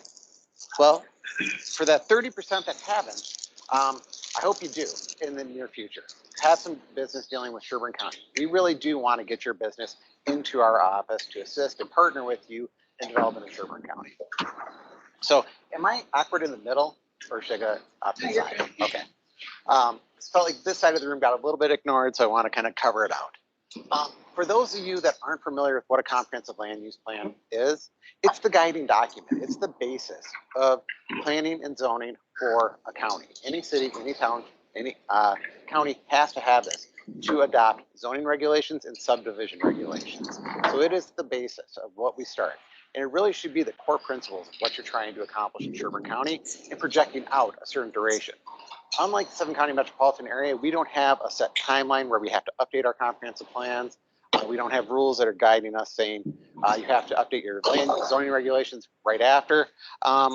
We adopted our comprehensive plan for the first time. Yeah. Can I interrupt you? Can you put your lapel up on your shirt? I just want to like right here. Okay. Might hear you. All right. So is that coming through any better? Well, let's work it out. So the comprehensive plan should really do that aspirational goals. Where are we going as a county in the next 20 years? And so it sets our value statements, our goals, our policies for land development over the next 20 years. And Sherburne County first adopted a comprehensive plan in 1970. There's been 4 major revisions since that time.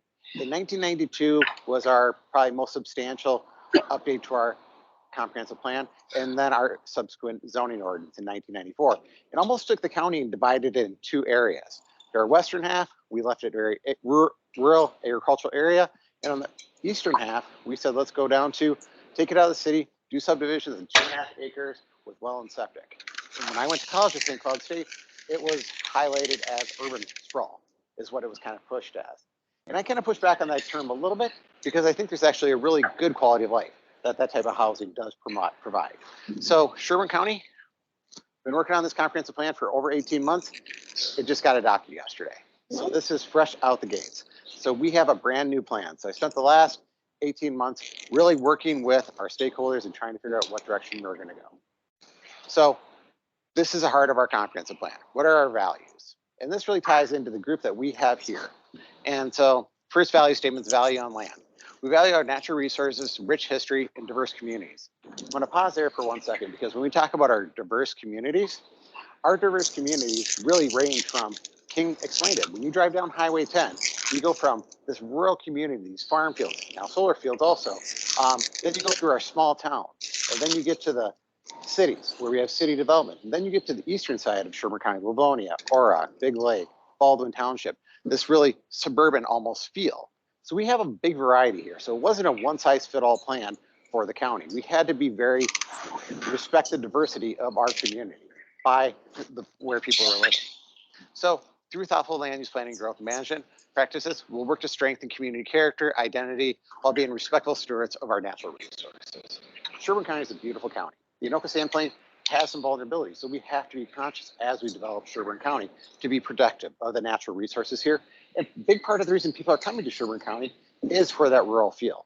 You know, they're usually leaving the metropolitan area. They're trying to come out to a more rural area, someplace where they could have their family and have a little piece of land, and maybe even, you know, recreational hunt, have, you know, kind of a hobby farm, things like that. Next value was quality of life. We value the practices that enhance quality of life.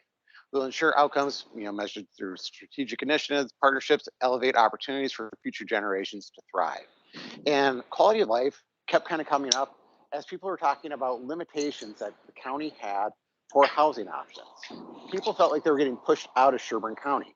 They weren't able to accomplish some of the life cycle housing that they desired, whether it be accessory dwelling units and having more than one person, you know, living at their property, have their ability to have their kids come back to their property, or just options. You know, so what we're finding is people were having to either leave Sherburne County or, you know, and it's probably one of the few options. There wasn't a lot of alternatives. So to try and ensure that we can maintain the quality of life that I think we have in Sherburne County, we had to establish this as a value statement to try and get people to find, or try to find flexibility to keep people in Sherburne County.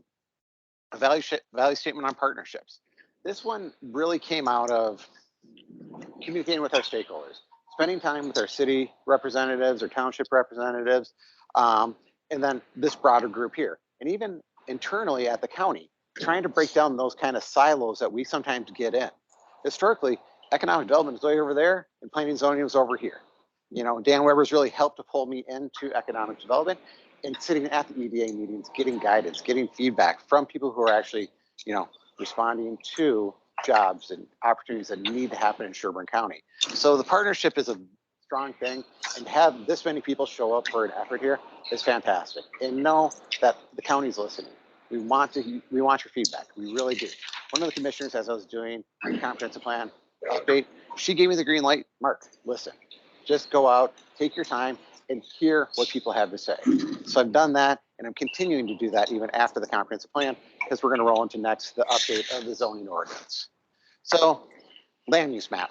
One of the key elements of any kind of comprehensive plan is that land use map. That land use map steers where growth should go in the next 20 years. What should follow this land use map that just got adopted yesterday is an update to our zoning map. So our zoning map should start changing to reflect our goals and values and our policies of our land use plan. And so land use map is over here. That's kind of the future development. Zoning map is what you do in the near future. So that's what we have to tackle. So when we're looking at this, we didn't have a large desire to make a lot of significant changes to Sherburne County. That western half, real rural, kind of agricultural based, now solar, and then the eastern half dealing with single, kind of more standard 2.5 acre lots. So that stayed pretty consistent. We established a new shoreline residential district. My coworker Mitch Glines threw this one out at me this morning, talking about shoreline residential areas. So if you look at some of the lakes in Sherburne County, go up to the Briggs Lake chain, right up here. Go to Big Elk, go to Little Elk, go to Eagle Lake. Those are some of the oldest neighborhoods and developments in Sherburne County. You go look at the platting data for a lot of those things, those areas were subdivided in the 1920s. And those areas have their own community. If you go up to Palmer Day, up in Palmer Township, great community. And recently we had a subdivision that went up there that allowed lots to be developed into 1 acre size. It filled up. It might have hit some of that missing middle that we talk about as a shortcoming in our real estate area.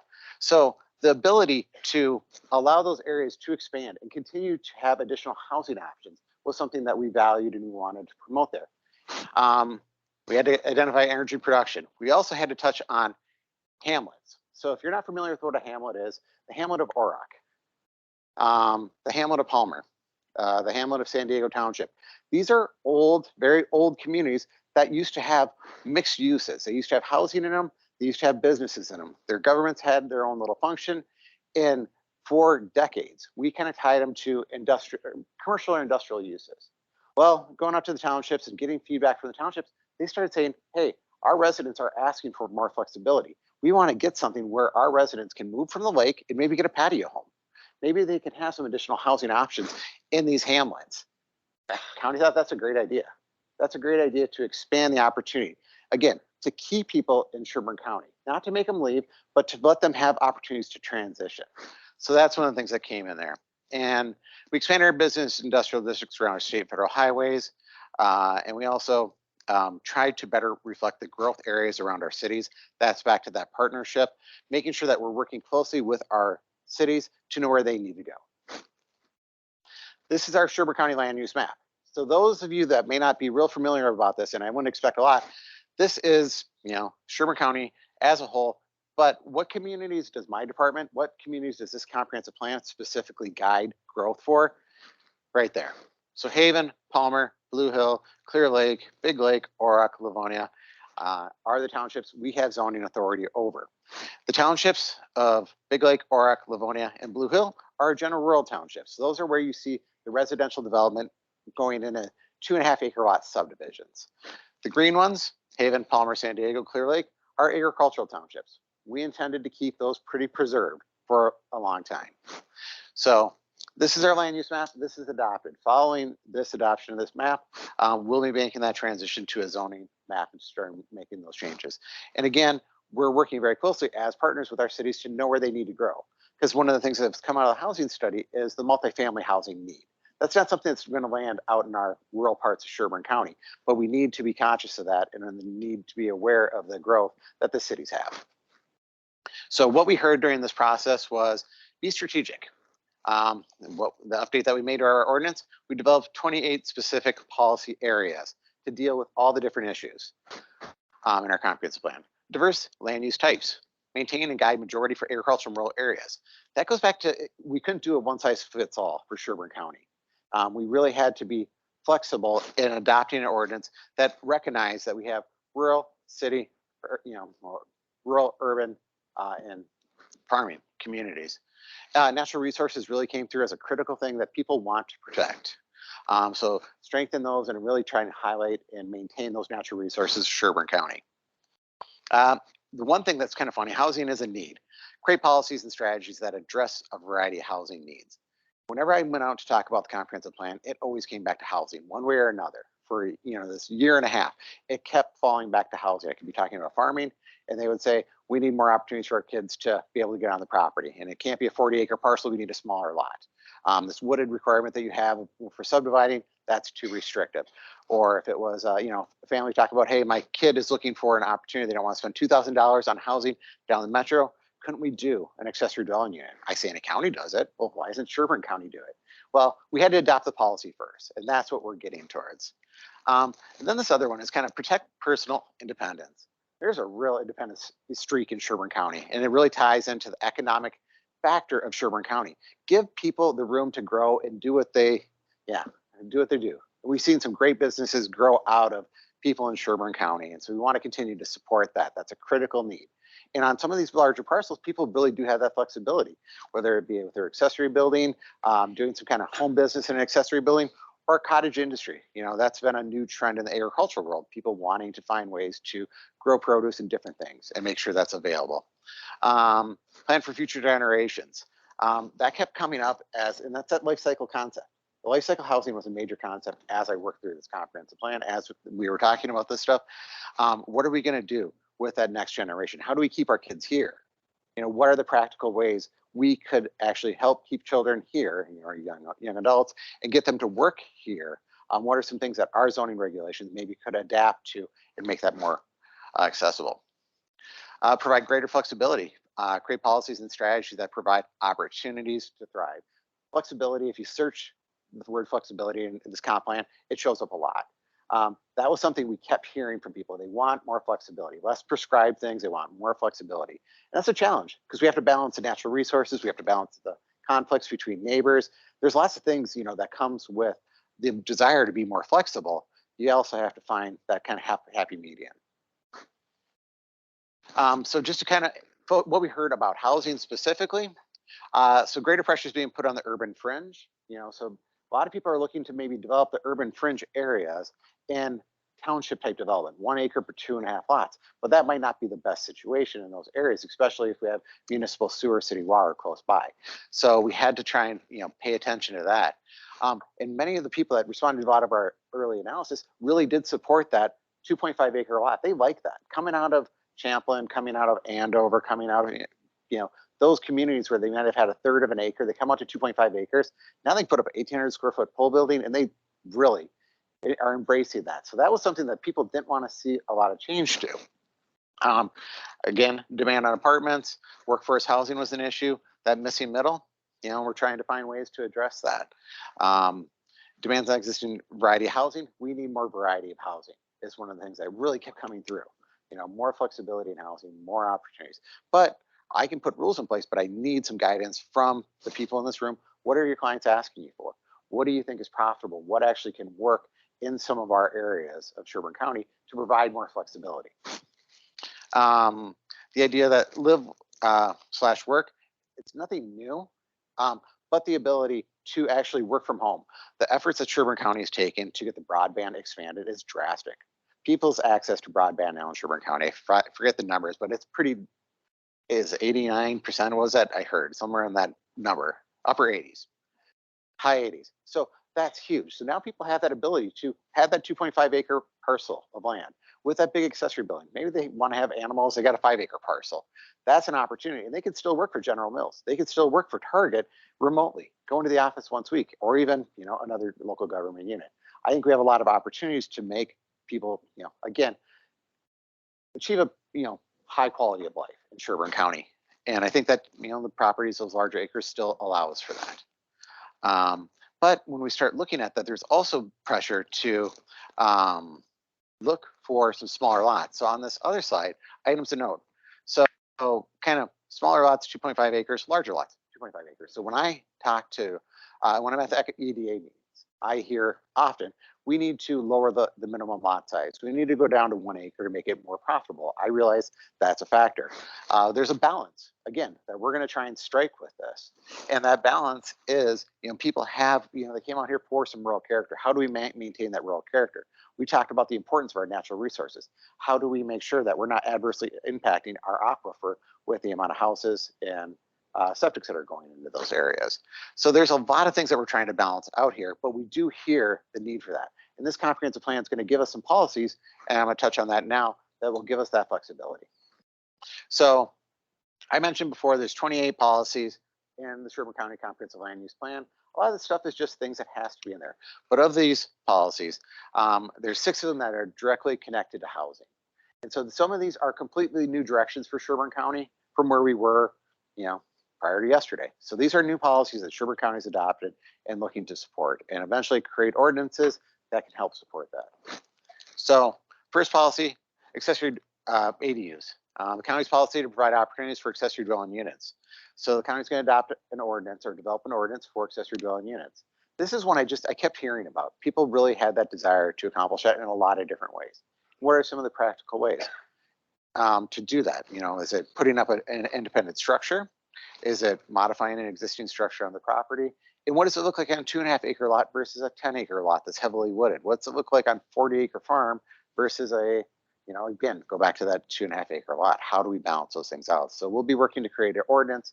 And again, looking for feedback from developers, from realtors. What are people asking for? What are people looking for? What are some of the things that you would be interested in seeing Sherburne County incorporated into this ordinance? Agricultural housing. So any that work in the western half of Sherburne County, we have a restriction that's 1 per 40. You can subdivide 5 acre homesteaded parcels, and then you can break off, simple plats. You can do like a 3-lot subdivision, but it has to be 75% wooded. And that's been considered a pretty big obstacle to a lot of farming families out there. If they want to break off a tract of land for a son, daughter, they're not able to do it because of the 75% wooded. But that 75% wooded also helps keeps that western part of Sherburne County pretty darn preserved and rural. So again, common theme, we're looking to find balances, but we are listening to all sides to try and figure out what the right path forward is. Okay. Growth management areas, I don't need to drive this one. Really, I got to work closely with my cities to know where they need to go, where the growth needs to happen, and that we're doing our best to help protect those lands for future growth of our cities to meet the housing needs. Hamlets, I'm excited about Hamlets. I think it's a neat opportunity. Think about some of those lake communities, and those people may want to transition off that lake house, and they might want to go into the hamlet. All these years we've tied them up with commercial industrial, and nothing's really came out there. So now the idea is, how can we bring some housing? How can we get the people that are in those townships to stay in those townships and maybe get more active and more involved in the township activities and the local government in that area to really, again, strengthen those communities, improve the quality of life for that area. Life cycle housing. Okay. That's county's policy to promote increased new housing types, owner occupied rentals, to meet the needs of people in the strategies of life. These are the things that we were hearing, not necessarily from King or different forums. This was from the public telling us that they needed these things. So that's what we're trying to accomplish here. Rural residential lot size. Again, it goes back to, can we find ways to go to smaller lot size in our townships? And we are looking to explore that. And we're looking for ways to maybe go down to 1 acre in certain areas. But there's again, that balance of preserving the quality of life out in that area, what people have come to expect to see with those type of developments. So getting the right type of development in those townships that is consistent with what's out there. So what's the next steps for this? The next steps are, we're going to be launching into updating our zoning ordinance. Some of the shortcomings of past comprehensive plan efforts was failure to really dive into that zoning ordinance and make significant adjustments. Really, the last time we had major adjustments to the Sherburne County zoning ordinance was 1994. And since that time, we've just been kind of patching holes. And now we're looking to really revamp this thing, in a strong way that supports the growth of Sherburne County and meets what is probably the highest issue that was brought up through my 18 months of working on this comprehensive plan. We need more flexibility. We need more housing options. So the fact that there's this many people here to have this conversation, we're looking for your feedback, and I'm really excited to hear it and sit back and listen and take my notes and see where we're going, what our next steps are. So with that, that's my presentation, and I think we're looking at a Q&A session. So how do you define missing middle?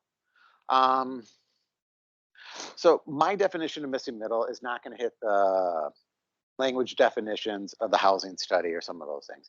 It really is. So if the median house value went to 350, you know, where are the homes, the starter homes for people? Where is that, you know, single family house that someone could jump into, you know, 250, 275. And so in our rural areas, our missing middle is going to look different than it is in other areas because we have 2.5 acres of land that you have to buy in addition to putting a house on it. So how do you accomplish that? Well, I think the one way of accomplishing it is potentially reducing that lot size. So my missing middle probably is a bigger, has a higher dollar number on it than other communities. But I think it still gives some opportunities for housing that are not right in that 350 range.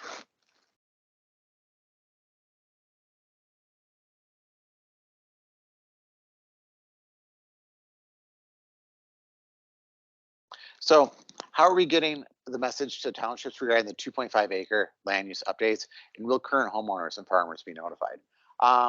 So they will be notified in a couple different ways. So as we're updating the ordinance, yes, we'll be going out to our townships, explaining that, working with our townships very clearly on here's what our zoning and subdivision standards are going to look like. We'll present them to them. We work, so, you know, that we're truly partners with our townships. So nothing happens without at our town, you know, nothing happens in the zoning department without the townships being aware of it. We really try to keep them connected. And then to our residents, what they would see is maybe they'll see the proposed ordinance change in the Patriot newspaper or some more local papers. But where they'll see it is if a subdivision is proposed in their immediate area, they'll see a subdivision, they've got the legal notice, hey, there's a housing development coming. And our intent is to do conservation design, high quality design that still allows for that rural feel. So it's not going to be that significant of a change, my hope. And you're going from 2.5 acres to 1 acre, but it's going to allow for higher density housing options for people who are developing land in Sherburne County. What type of sewer water services do you expect in the hamlet developments? So that is still going to be private well and septic.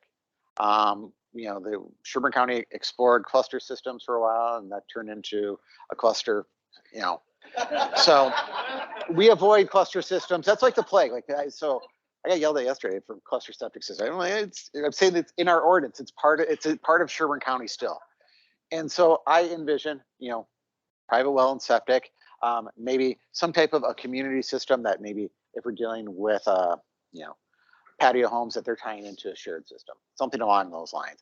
But the large scale cluster systems just did not work in Sherburne County. And that's not a direction we're going. So it's back to private well, and there's no municipal services out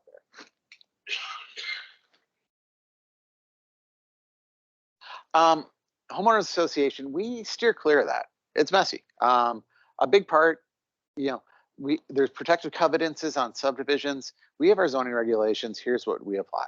If you're buying a house in a subdivision that has protective covenants or some type of homeowner association, that's your responsibility as a buyer to be aware of that stuff. County just doesn't get too deep into that. And I'm sure my attorney was here. She'd probably give me more language on that, but just something that I've avoided for 20 years in Sherburne County.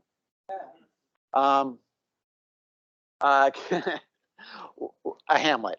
A hamlet is kind of a city center. So not like our 5 mile cities, like our island cities, on state highways. These were kind of naturally grown areas of commercial commerce. A lot of them were around our lakes, had some kind of connection to there. And so longstanding businesses are out there, smaller lot sizes, long before we had any land development regulations. Also, when we start getting these smaller lots in these downtown hamlet areas. So these hamlet areas, we've defined, we have 3 in Sherburne County: Orac, Palmer, and San Diego Township. And they have a lot of opportunity, especially when you start thinking about the live work. So people have the opportunity to live work, and they could have some convenient factors. Orac, you got your liquor store, you got a restaurant, you got an auto repair shop, you got a convenience store. Oh, what else you got? It covers all your needs. you know, and we have a nice new development that went in there that's in walking distance to that hamlet.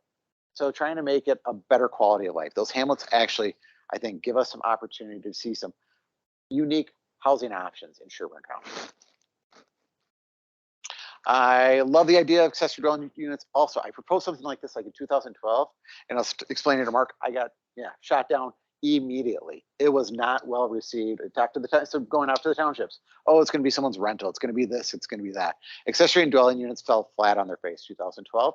But as things have changed, you know, people are starting to see, hey, that accessory dwelling unit, maybe that I could actually move there. Kids could take over my house, and I could go take over my man cave in my nice accessory building, and I could head down to Texas for the winter, and the kids keep the property up and running. So I love accessory dwelling units too. I don't know how it's going to work. It's going to be interesting, and what it's going to look like in Sherburne County, but I'm excited about that also.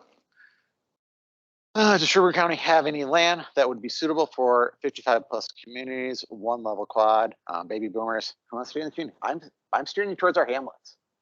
I think there's an opportunity there. You look at those lakes and how much development is around those lakes. Look at the number of units and start checking out who owns those lakes. Those people don't want to sell those property. They want to keep that property for their family. Many of them want to transition and have it a family property, but they need something a little bit easier. So that's where I think our 55 plus has a real great opportunity, is in those hamlets.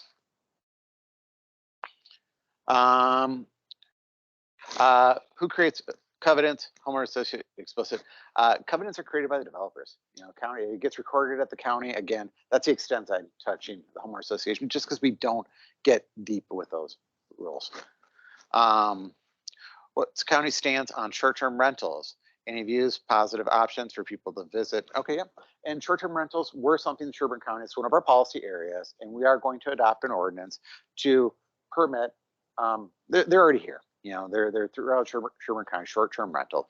And our place in that is we want to make sure that they're not a nuisance to the neighbor, that the well and the septic are managed properly. Because a lot of times these might show up on a small lake lot.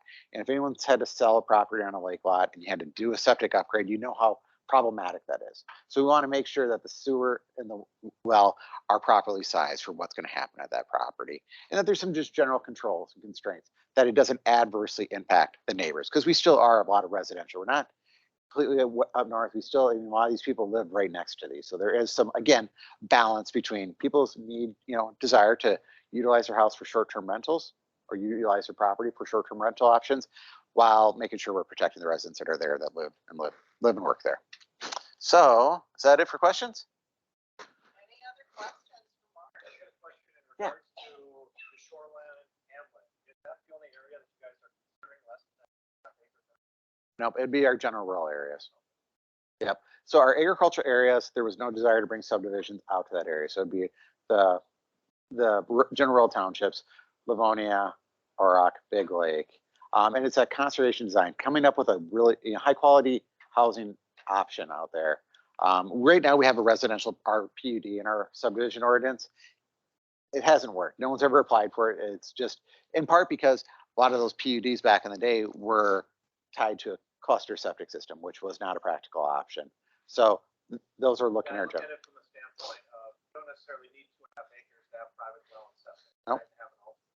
Yeah, we need 40,000 square feet is what our subdivision ordinance said. We want adequate space that you can have a well and septic for multiple generations at that property. That shoreline area, you mentioned this areas of Yeah. communities. Are there any things from a county level that I think it would be the level that we've seen in the past? Smaller loans for improvement, quality of homes that are in those locations? Whether it's a smaller, $40,000 rehab loan. Yeah. Smaller deal. Get something older home that can't necessarily suit. But now all of a sudden into something. Yeah. Yeah, and I mean, go ahead. Of course. Yeah, so the question was, do we have any kind of programs to help, with our lake communities, anything that would help offset maybe some of the expense associated with redeveloping those properties? And we have two septic programs right off the bat. We have a low income grant, then we have a low interest loan. So right off the bat, people do have opportunities to kind of offset some of that development expense through incentive programs that are ran through our planning and zoning department. And I'm going to touch on one other thing. I'm turning to Jessica because I think she's part of this conversation also. Our shoreline overlay, part of the reason we did that, for years those areas were not treated any different than a property on 2.5 acres. So if someone came in and wanted to make an addition to their lake house, we said, okay, the DNR says you have to have 150 foot setback from the lake. We say you have to be 100 feet from the center line of the road. Well, the lot's 150 feet deep total. So now they're going through multiple variances. The shoreline overlay district, once we adopt revisions in our zoning ordinance, we'll try and reduce those road setbacks to better reflect these small substandard lots that are out there. So again, try and make it easier for people to redevelop those properties. And on the economic side, any thoughts on, to assist some of those, the rehab areas, some of those houses that get blighted? I think that's where that housing trust maybe is an area that we can, that might give us some opportunity. Yeah, I would say there are definitely different types of funding opportunities, particularly for blighted or redevelopment. And then also, we are looking at, I mentioned this on a couple of my slides, like a local housing trust fund, which could really serve as a tool to provide deeper affordability and flexibility in the dollars that we could allocate towards housing. And so there's still a lot of research to be done on the parameters around a program like that. But certainly those are the types of things that could be covered with funding. I don't know the ins and outs of it, but I know that just currently we have a job on Crooked Lake out in like Coon Rapids area.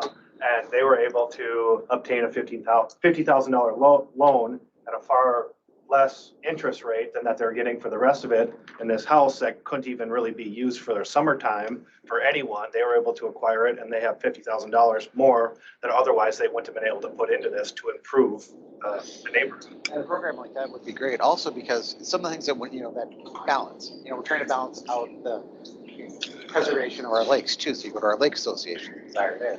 Maybe there's some things you can tie to this, stormwater retention, making sure that you have a well-designed improvement for that lake lot so it's not going to adversely impact the lake long term. So it can continue to serve that area for the next 150 years.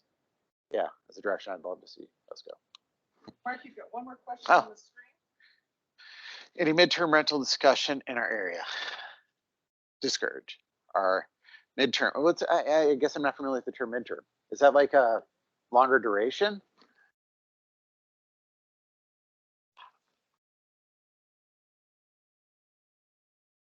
You know what? It wasn't on my radar. Short term, but longer. Yeah, we'll go there. No, it wasn't on my radar, but I mean, as we craft an ordinance, we need to account for things like that. So people have random things like that. I need to account for it. I had a person who was explaining to me with accessory dwelling units. We always said we're going to tie it. Okay, maybe it's a percentage of the house size to the primary house to the secondary house. It has to be subordinate. Well, the woman, she's like, well, I got a farmhouse. It's like 800 square feet. I have two, kids that are looking to move back. Well, so you're telling me they can only build a house that would be 400 square feet? Well, they have 3 kids. No, that defeats the purpose. How could we rearrange that? So when there's things like that, I love hearing that because it makes me think, okay, hey, what are the things I'm not thinking about? So that's a good question. I appreciate that because that was not on my radar. Yeah.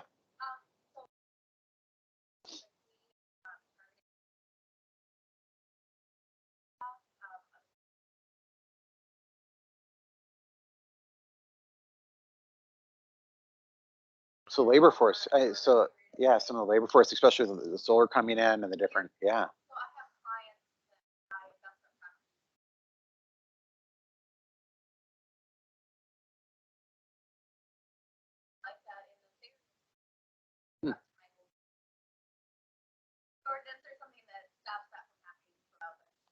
Yeah. Yep. Yep. So it's this midterm. So midterm housing where people might need it for multiple months. They might be working in a trade. They might be working. They might, in the area where they're having to go get services or whatever else, and that it's, instead of being rented for a weekend or whatever that, it's a long term. And then there's the idea that people may build houses for that specific purpose.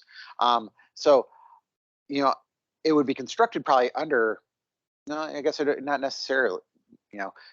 So primarily we have single family housing in Sherburne County. And if that type of construction was, say, multiple units, like kind of like a duplex, that is that the different types of housing that are being discussed that was called out in our comprehensive plan, that these are the things we'll have to start exploring. Thank you very much. I really appreciate everybody being here.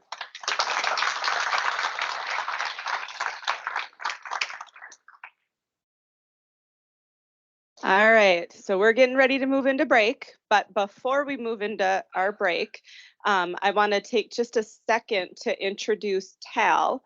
So Tal is right back here. Everybody wave to Tal. Tal is from Minnesota Housing, and Tal is going to have information on the Minnesota One budget. So Minnesota Housing is going to be the administrator of the funds that are coming from the state through Minnesota One budget allocated towards housing. And so if you have an interest in learning more or looking for information about that, eligible applicants to those programs or any specific program details, stop by and see Tal on our 10-minute break.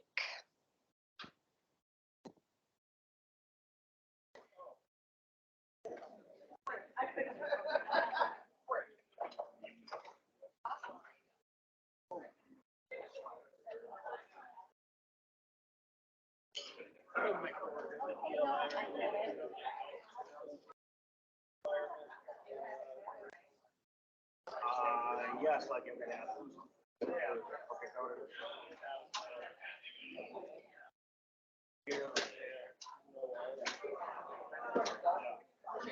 Yeah, it's a new requirement for construction for buildings like this. You're getting that. Yes.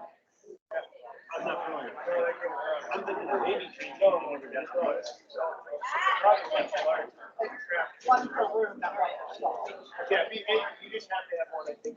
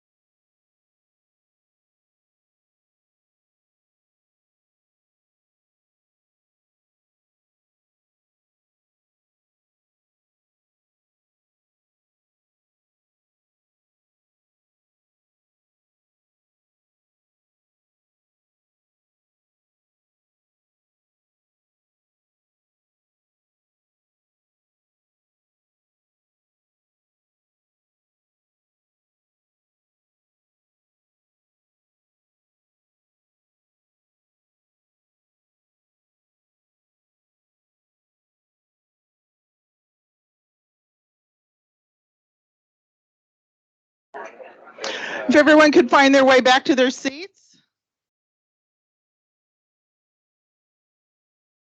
I think so.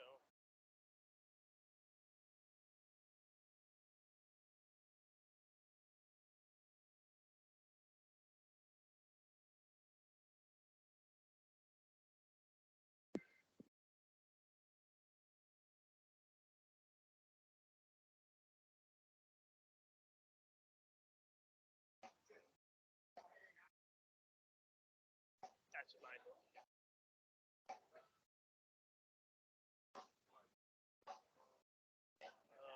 Is there a clicker? Is that the clicker? It's right there next to your computer.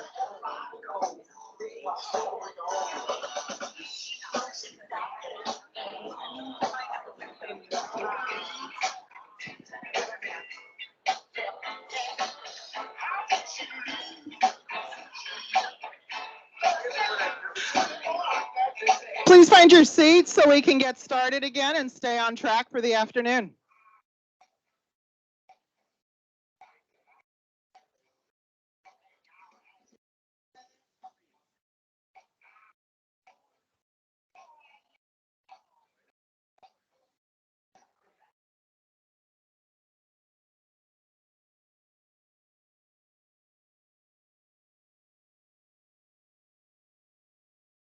Okay, next up, we will continue our afternoon. And here's some of the legislative updates and information that circulate around housing. We know that it's not just about local ordinances. We know it's not just about private investors. So today I have Mark Foster with Housing First Minnesota. As the Vice President of Legislative and Political Affairs for Housing First Minnesota, Mark serves as the housing industry lead at the Minnesota State Capitol. For nearly 8 years, he has been working with legislators to advance homeownership opportunities for Minnesotans. He is also a city council member and deputy mayor for a small city in the East Metro, Birchwood Village. Outside of work, Foster and his wife Bonnie are raising 2 daughters, Genevieve and Josephine. I love those names. Sorry. And during his spare time, he is an avid marathon runner. Let's welcome Mark to the podium. Hi, thanks for having me here today. Can you hear me? No? I can do whatever. Doesn't try this. How about now? No? Better? I can do that. I'll switch it. Okay. Yeah, this works. This works just fine. Yeah, thanks for inviting me here today. Happy to kind of give a legislative update. I'll also give a market update, what's happening in new housing. So Housing First Minnesota, real briefly, who we are, what we do. We are a trade association of home builders, developers, the associates that supply those home builders and developers. And our end goal is home ownership for every Minnesotan that wants it, everyone, everywhere. So, you know, we're a trade association geared towards finding that end goal ownership. I think most of us agree that ownership's it's a good thing for communities. It's a good thing for families. It's a good thing for everybody that wants it. You know, we work closely with the Central Minnesota Builders Association to do just that. So I'll give a market update, what's happening in new housing first, just to give you an idea. I think we talked a little bit briefly in some of the earlier sessions. Interest rates are kind of front of mind for, I'm sure, most everybody in this room. Definitely for the consumer, that 8% interest rate or right below it. I believe now we're maybe hovering at 7.5. We're actually going down a little bit. So that's probably exciting on that front, but 8% is a lot different market than 3-4% for sure. Inventory of homes overall, it continues to remain low. I'll have a chart here in a minute to show just exactly how low it is. It just blows your mind how low our inventory is. And it was mentioned earlier, a lot of that has to do with a decade of underbuilding from 09 to probably 2018. Just the 2010 to 2020 time period was the lowest building production in more than half a century. Just that 10-year decade, we didn't build a whole lot for a number of reasons. Despite that, right now permits are on the upward trend. If you had told me a year ago that we'd be hovering at 8% interest rates and single family construction would be up 110%, I would have called you crazy. But that's because of the low inventory, the demand that is out there. People want to own homes, but they just can't find a way. And then just the opportunities within single family construction. You can get a new house in a fairly fast time period. Some home builders are offering incentives at the moment to try to buy down those rates or give you a finished basement, stuff like that. So there's still opportunities for new construction. Inventory of homes here. So if you look back, I think this has back in 07, 08, you had 35,000 to 40,000 inventory of homes for sale. Today, we are currently hovering at about 8,000 homes for sale. Obviously these ups and downs are winter, summer, whatnot. You're going to see less inventory available on the market in the winter months. But for many, many years now, we have been in that about 5,000 to 8,000 homes on the market at any given time. And this is Metro data provided by the Minnesota area realtors, but the trend is similar throughout the state. Very, very low when you have so many households that are looking for housing. New housing inventory. This is just a chart over the past 4 years. You can see when interest rates were low, we were building like crazy. We were very, very busy, hard to keep up. We've seen a little bit of a decline and then a slow, gradual incline over the past couple quarters. And then similarly here, the past couple years, you have new home sales. Last fall went down quite a bit. And then this year went up early spring, kind of flattened late spring, and then it's slowly going up again most recently. So that's kind of where we're at on new home sales. Building our way is the only way out of this inventory crunch.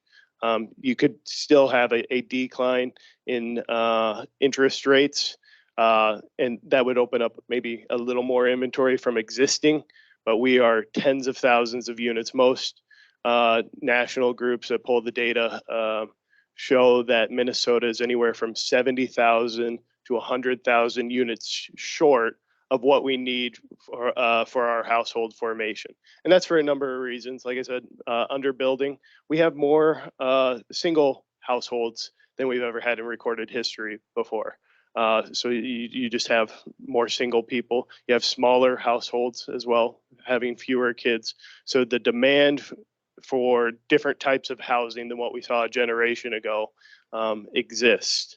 The demand for smaller homes on smaller lots, new starter homes is very intense. Like I think I mentioned earlier, home building still strong, 110% in October, and motivated buyers are finding more flexibility and incentives. But we have an affordability problem here in Minnesota. So this is the median new single family construction home price statewide. 434,000 is what that has increased. I think when I started with Housing First around a decade ago, we were probably still in the high threes.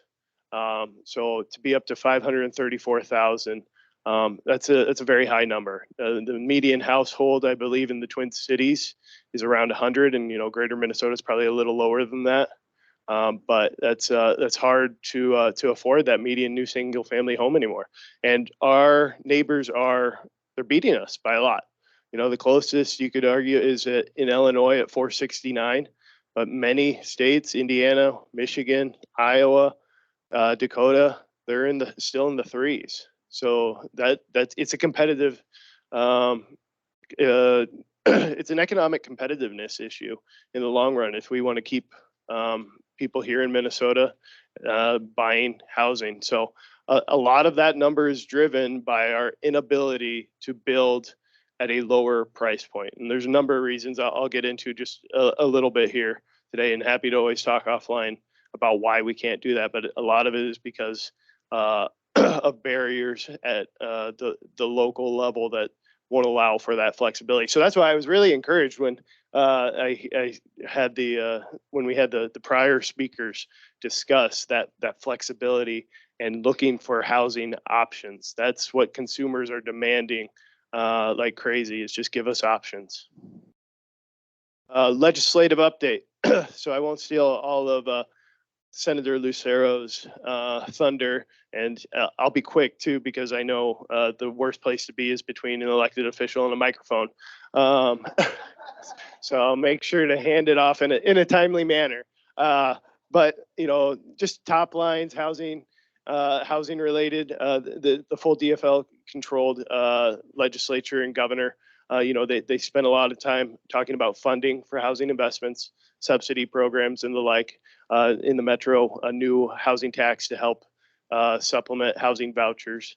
Other priorities related to housing included climate change initiatives, consumer protection, union labor. Unfortunately, we didn't see this year very many discussions around lifting roadblocks to why that $530,000 number exists. I can tell you why. There's a lot. I'll get to some of that, but unfortunately, we just did not get there this year at the state capitol. Housing first. First and foremost, we exist as a housing industry defender. To not add to that $530,000 number, to not add segments that are going to cost consumers even more without necessarily seeing the ROI. There was a proposal for a housing tax at the local level. Minnesota Supreme Court ruled that illegal back in 2018. There was a proposal to authorize that this year, did not pass. Energy code expansion. We build the most energy efficient homes in the country here in Minnesota. We're proud of that, very proud of that. Unfortunately, the added layers at this point to new construction to increase energy efficiency have an ROI typically of 10, 20, 30 years. So the consumer is not going to see that payback in a very timely manner. If you raise the cost of entry by another $10,000, they may not see that in their monthly energy savings for a long time. So we always advocate for a balance there between energy efficiency and affordability. EV charging requirement. There was discussion about having that as a requirement in all new single family construction. Again, if you want to put an EV charger in your new home, by all means, consumer choice. But to make that the base level mandate, we had issues with. There was a bill that was introduced to ban new construction that is utilized for single family for rental. It was unfortunately not worded very well in how they drafted that language, but it would have banned that type of construction at a time that we need everything and anything: apartments, condos, townhomes, single family, including for rent only. That would have been problematic, but that did not come across. And then just a contractor recovery related item that just impacted the industry. Wage liability update was probably wage liability and the shift onto general contractors. I'm not sure how many general contractors or subcontractors we have in the room, but this is the piece that would impact you. I'll briefly spend a moment on it. It may not impact a ton of people here, but this was one that we were banging our head against the wall many times. But so what it does is it makes the general contractor liable for downstream wages, gratuities, overtime comp, all of the like, if a subcontractor fails to pay their employees. Obviously, we in no way condone wage theft, but to make another business liable for someone else's business is very complicated, and I'm not even sure how this is going to work in reality, even though it is law today. There are exemptions if you build less than 10 homes in a in an area a project site. There's not a definition of what a project site is. Union contractors are also exempted from the new law. More just discussion about what the 10 unit exemption is. And also it's 10 units annually. But there's no definition of annual. If you start on January 1 or if you start on June 30th, it's complicated. There are ways for generals to try to protect themselves as well, but you can't indemnify unlike on other fronts. So just some considerations on what you can do if you're a general, as subs as well, just how that relationship works it's now different than what it might have been prior to this new law. So happy to talk with any of the generals or subs offline on this one, but this one impacts the industry in a way because it now creates new liability, which in turn, as with any business, has increased cost, increased paperwork, increased staff time as well on a number of fronts. What to expect in 2024. So we just got out of the field with a statewide poll asking Minnesotans what they think about home ownership, what they think about housing. And we did a sub, we asked folks from age 21, that typically is when you start thinking about buying your own house. I think we were mid 80s or something like that. But we did a sub segment of 21 to 34-year-olds, your prime years for buying your first house. And we asked folks, well, do you still consider home ownership a part of the American dream? And across the board, 88% said that they believe home ownership is part of the American dream. I don't know about you, but I can't get 9 out of 10 people to agree the sky is blue. So 88% was a fantastic number. People still want home ownership, no matter what some folks try to tell you about younger generations not wanting it, they do. Unfortunately, we asked that younger segment, how likely are the chances you will buy a home in the next 5 years? 100%, 75%, 50%, 25%, little to no chance. And it's this number here, 47% believe there's little to no chance at all. And so why is that? Affordability. Down payment was the number one barrier to these folks looking to get in the door. And then credit score was the number two. And then just finding an affordable price or affordable home in their price range. So affordability is top of mind for those folks.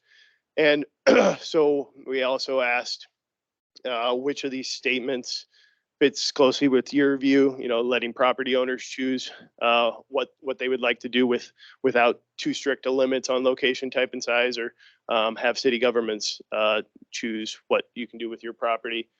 Strong in a way, almost 70% said let property owners have more say in what they do on their property.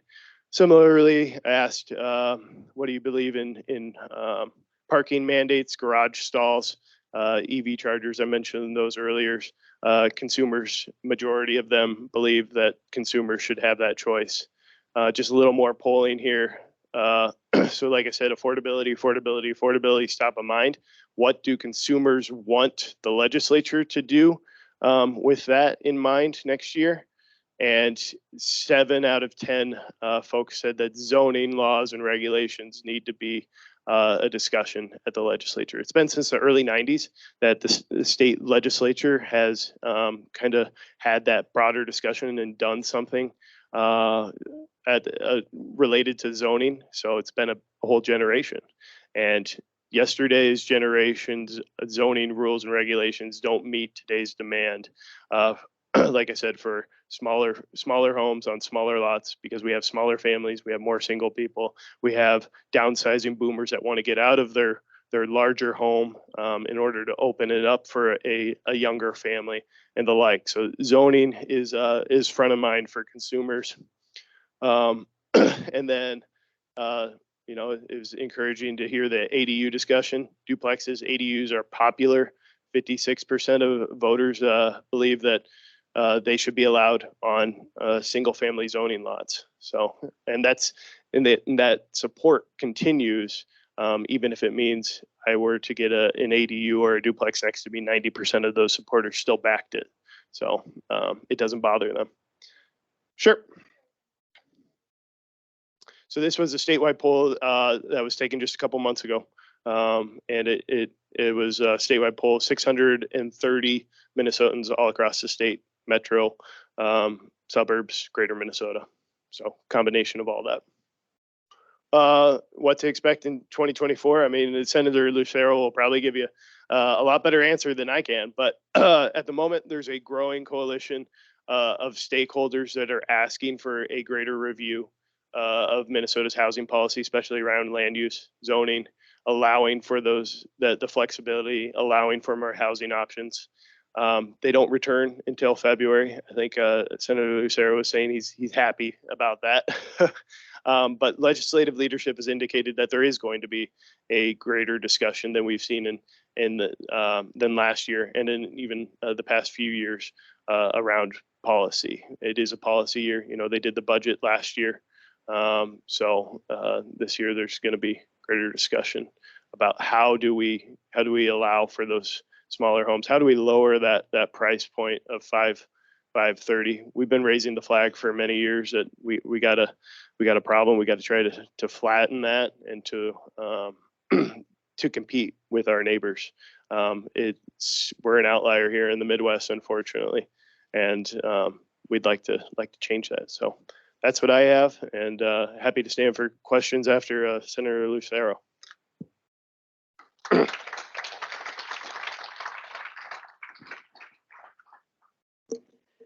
Okay, next up, we do have Senator Eric Lucero. Senator Lucero represents District 30, which includes the communities of Rockford Township, Hanover, St. Michael, Albertville, Otsego, Elk River, Now Then, and Western Oak Grove. Previously, he served 8 years in the Minnesota House of Representatives and has lived in the community for close to 25 years. Lucero is a licensed real estate agent, a licensed general contractor with Aram, his wife, and is owner-manager of multiple companies, including real estate brokerage, commercial and residential property management companies. Eric and Aram have nearly 20 years of experience in the real estate industry, which makes him a perfect representative for today's conversation. Welcome, Senator Lucero.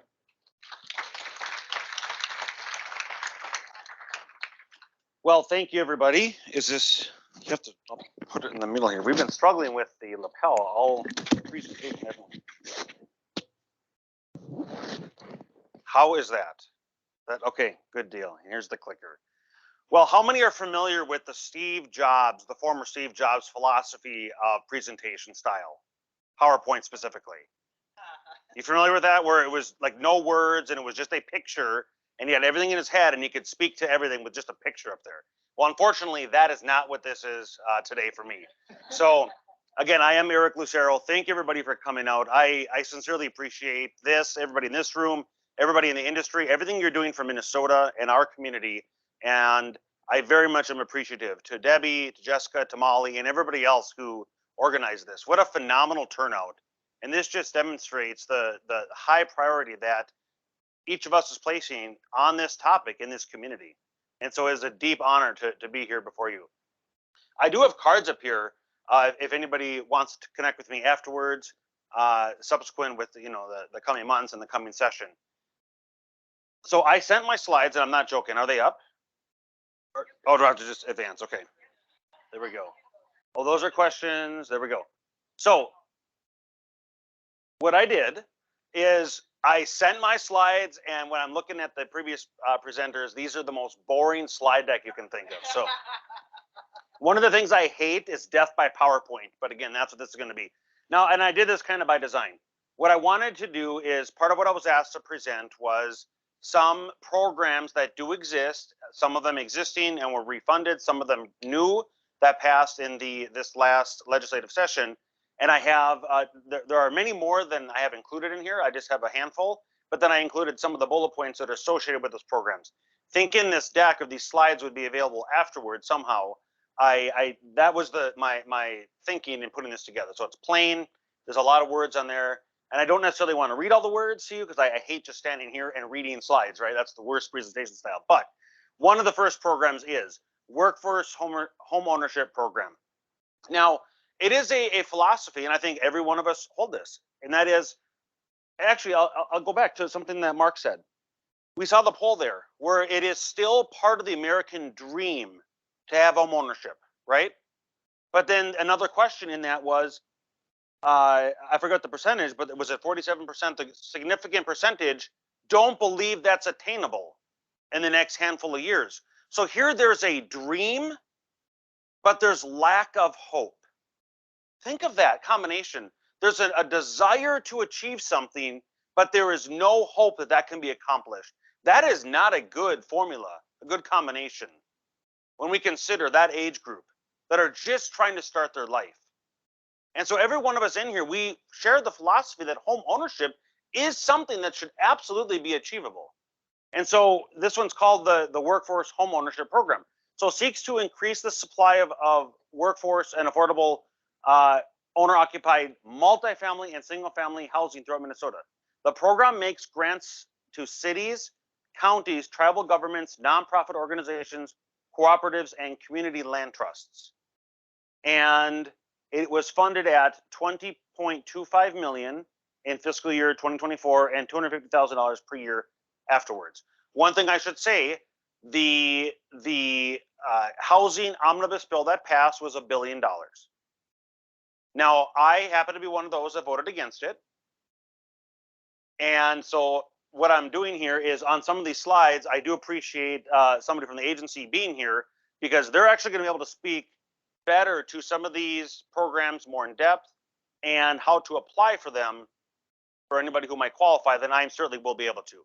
So I absolutely encourage and appreciate that a representative from the agency is here. Another is the Manufactured Home Park Infrastructure Grants and Loans Program. So funding can be used for water and sewer upgrades, storm shelter construction and repairs, and more. Cities, counties, or community action programs receiving funds under the program must give preference to households that are below 50% of the area median household income. I don't know, was that mentioned in any of the previous slides? And so I don't know what that is for Sherburne County. Now, I should say, and I appreciate Debbie giving the communities that I represent. By the way, so I was in the House for 8 years. This is my first term in the Senate, so I've been in the legislature for 9 years. And after redistricting, the district I represent is actually very unique. So on the very southern end, it's Rockford Township, and then it stretches through Hanover, Albertville, St. Michael, Otsego, crosses the river into Elk River, and then crosses over the county line to Nowthen and Oak Grove. And so the district, and I was just jotting down here some of the unique attributes and many of the different things that were spoken about. So I've got cities and townships in the Senate district. It crosses 4 counties. And I'm asking about the area median income because a portion of Hennepin County, obviously the AMI for Hennepin County will be different for Sherburne County. I have 7 school districts. I've got farms, new construction, 100-year-old neighborhoods. So think of the demographics here. I have an interstate, I have a US highway, state highway, county road, I have railroads. So just about everything that exists, almost everything, is in this uniquely shaped district. And so I have the opportunity to hear many different voices, many different interests, and then how they all interplay and overlap with each other. And so that was just an aside. So getting back to the slide, so this program was funded at $16 million in 24 and then $1 million per year thereafterwards. So manufactured home parks, cooperative ownership. Now this is different. In many manufactured home parks, residents own their home, but they do not own the land underneath it, making financing a new home more expensive. For those agents in the room, have you done a transaction, buyer or seller, from a manufactured home? There are some unique, only one or a couple hands? Okay, so there's some, as those who've done it, there's some unique challenges to that. Home park land owned as a cooperative would allow for greater price stability and tend to have lower rents, and then therefore pride of ownership. Is pride of ownership important? And for those agents, everybody in here in the industry, pride of ownership is absolutely important. Again, I don't want to do the death by PowerPoint, but I'll notice this last one here. North Country Cooperative Foundation and NCF received 10 million one-time appropriation in the omnibus bill, the housing omnibus bill, to capitalize a revolving loan fund to convert home parks to cooperative home ownership.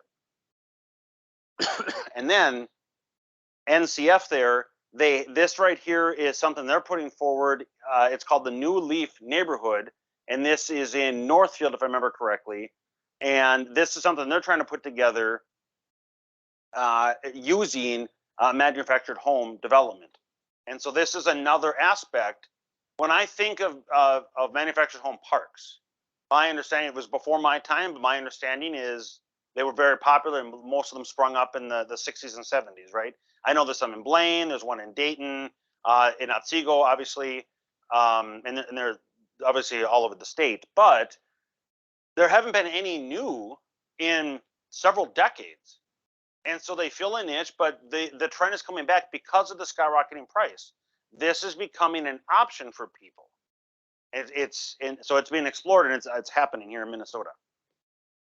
Economic Development and Housing Challenge Program. The Challenge Program funds can be used for new construction or rehabilitation of both rental and owner-occupied housing. So the Challenge Program grants and loans may be made to a city, a federally recognized American Indian tribe or subdivision located in Minnesota, etc. And it was funded at $60.4 million per year in the 24-25 biennium. Greater Minnesota Workforce Housing Development Program provides grants to local units of government to build new rental housing outside of the metro area. Now I'm underlining rental because I think most of us are focused on home ownership. And this is one of the examples, and I have others, which I'm not going to go into now, why I inevitably voted against the housing omnibus bill, because this is focused towards rental. And one of my priorities that I continue to hear is we want to be focusing on home ownership.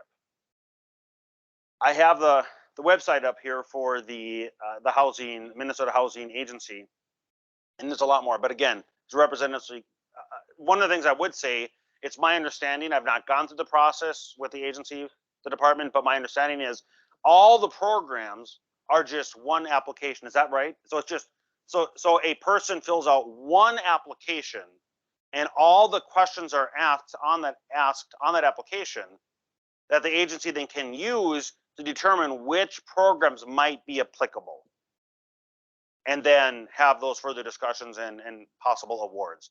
But again, I encourage people to take a look at that. We already saw this here, and everybody in this room knows housing is expensive. Why is housing so expensive to build in Minnesota? And so we saw this map, and I appreciate Mark. I use this actually on the Senate floor in the discussions. So look at that number. So this is actually low. Mine must be older. Mine is from March of this year. You had 534. So this is slightly out of date. So the numbers have gone even up further. The question is not, why is housing expensive in Minnesota? That's not the question. The question is, why is housing more expensive in Minnesota? What makes Minnesota different than all of our surrounding states? What's the answer? Mark touched on that. It's the barriers, mandates, and regulations that go into the construction and the entire process. So one of the things, the other hat that I wear is I do technology. I'm a cybersecurity professional as well. When examining systems or helping users, I'm sure each and every one of you have had a technology issue of some kind in the past, you don't want a Band-Aid. You don't want that help desk person treating the symptom of what you're experiencing. What you want is to have a root cause analysis to figure out what is causing the symptom and then address that. Part of the reason I voted against the omnibus bill is the philosophy in many of the provisions in that bill, they were addressing symptoms, throwing money at symptoms. Whereas I think that in order for a long-term solution, we need to examine what is the root cause. Why is housing more expensive in Minnesota? And when we have the answer to that question, we can then actually begin a long-term solution. So again, root cause versus focusing on symptoms. So I just put together a few. So climate change. We have 5 minutes. So climate, I'm sorry, not climate change. The climate. That was great. Let's see. So now I've got it back in my mind here. Let's see. Same climate as surrounding states. So we can't say Minnesota construction, the median price is more expensive because Minnesota has colder winters. Really? We have different winters and different seasons than North Dakota, South Dakota, Iowa, and Wisconsin? No, that's the same. So that's not a differing variable, right? The cost of building materials between Minnesota and surrounding states, that's going to be substantially similar, right? Is a 2x4 in Wisconsin going to cost cheaper than it is in Minnesota? Certainly it's not, right? It'll be the same.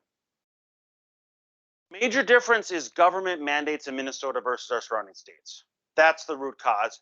That is what's driving up the cost of homeownership and construction.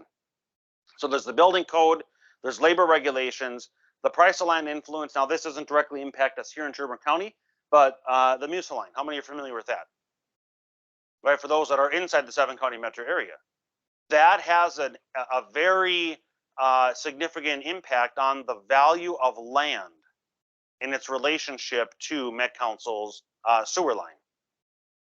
In fact, there was an article in one of those screenshots I had up there on the previous slide. Why is homeownership so expensive? They went in and they said it was some city in Dakota County, I think. It might have been Woodbury, Afton, I forget where it was, but they were saying that because of the MUSA line, the land on one side of the street, the agriculture land, was valued much more expensive than just across the street. It was significantly less per acre.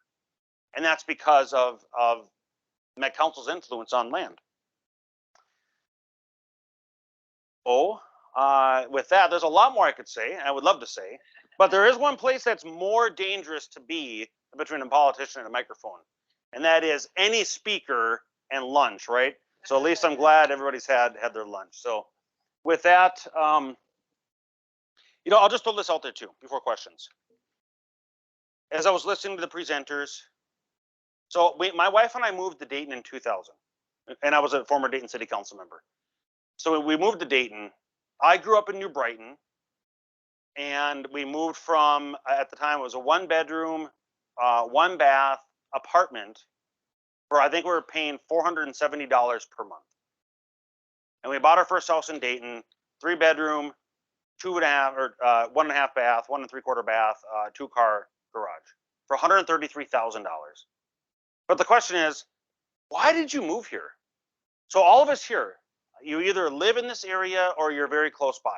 Why are you here? And at least the answer for me is, we moved out here because we wanted elbow room. Now that's gonna be a different answer for every person. Now at our beginnings of our life, at that point, elbow room for us was 1/3 of an acre, right? But now, so I very much appreciate the 2.5 acres. That's what I like, and that's what keeps me here. So why did you move here, and what keeps you here? And whatever answers you, I suspect that most of us in the room probably have this, our answer is probably one of the same 5 reasons, I would suspect. And then if knowing that, likely that's what's going to attract other people to this area for development, for homeowner, or for construction, for business, etc. And if we can answer that question, know that question when we're formulating policy, that I think is going to be the greatest impact for what happens for us in the future. So with that, yeah, I have a whole backside here of items that are going to be discussed in the legislature that there just isn't going to be time for. But yeah, so with that. So we've got a couple of questions up there. If you want to try and tackle the HOA Yes. question, because it's a strong one today. Yeah, absolutely. Well, and I'll say I sincerely appreciate, for those who don't know Ms. Cole. So she reached out to me when I was still running for Senate, when I was still a House state representative for Albertville, St. Michael area, and she brought this up. And I'll tell you, if anybody wants to know anything about HOAs, what a depth of knowledge she has, and incredible She's done so much research and and has sent me, and I very much appreciate that.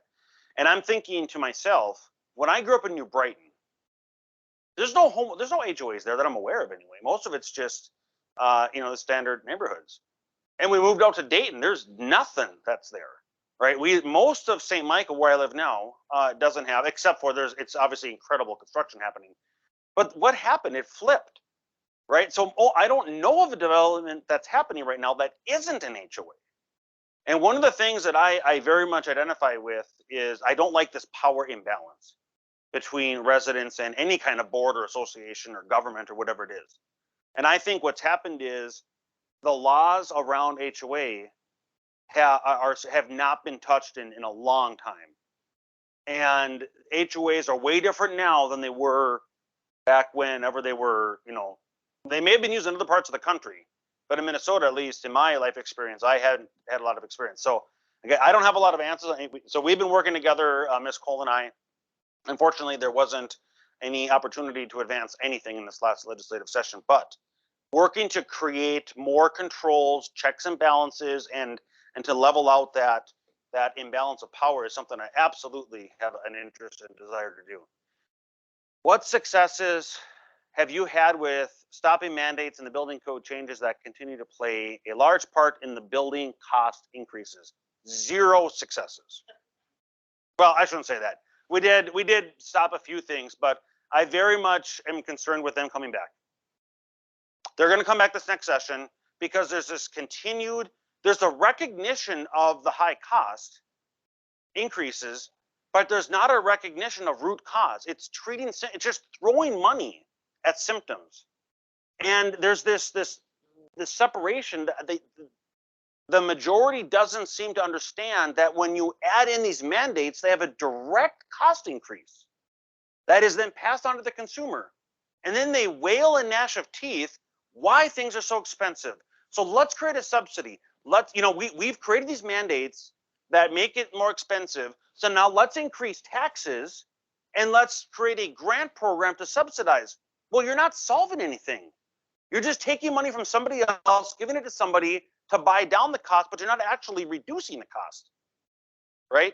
And so we haven't had success for the most part because they did push through a lot of stuff. Well, I won't say 0 over our time period, but one of the most infamous ones many years ago was the sprinkler mandate in single-family construction. Of course, that would have had a significant cost, and consumers were not asking for it by any stretch of the imagination.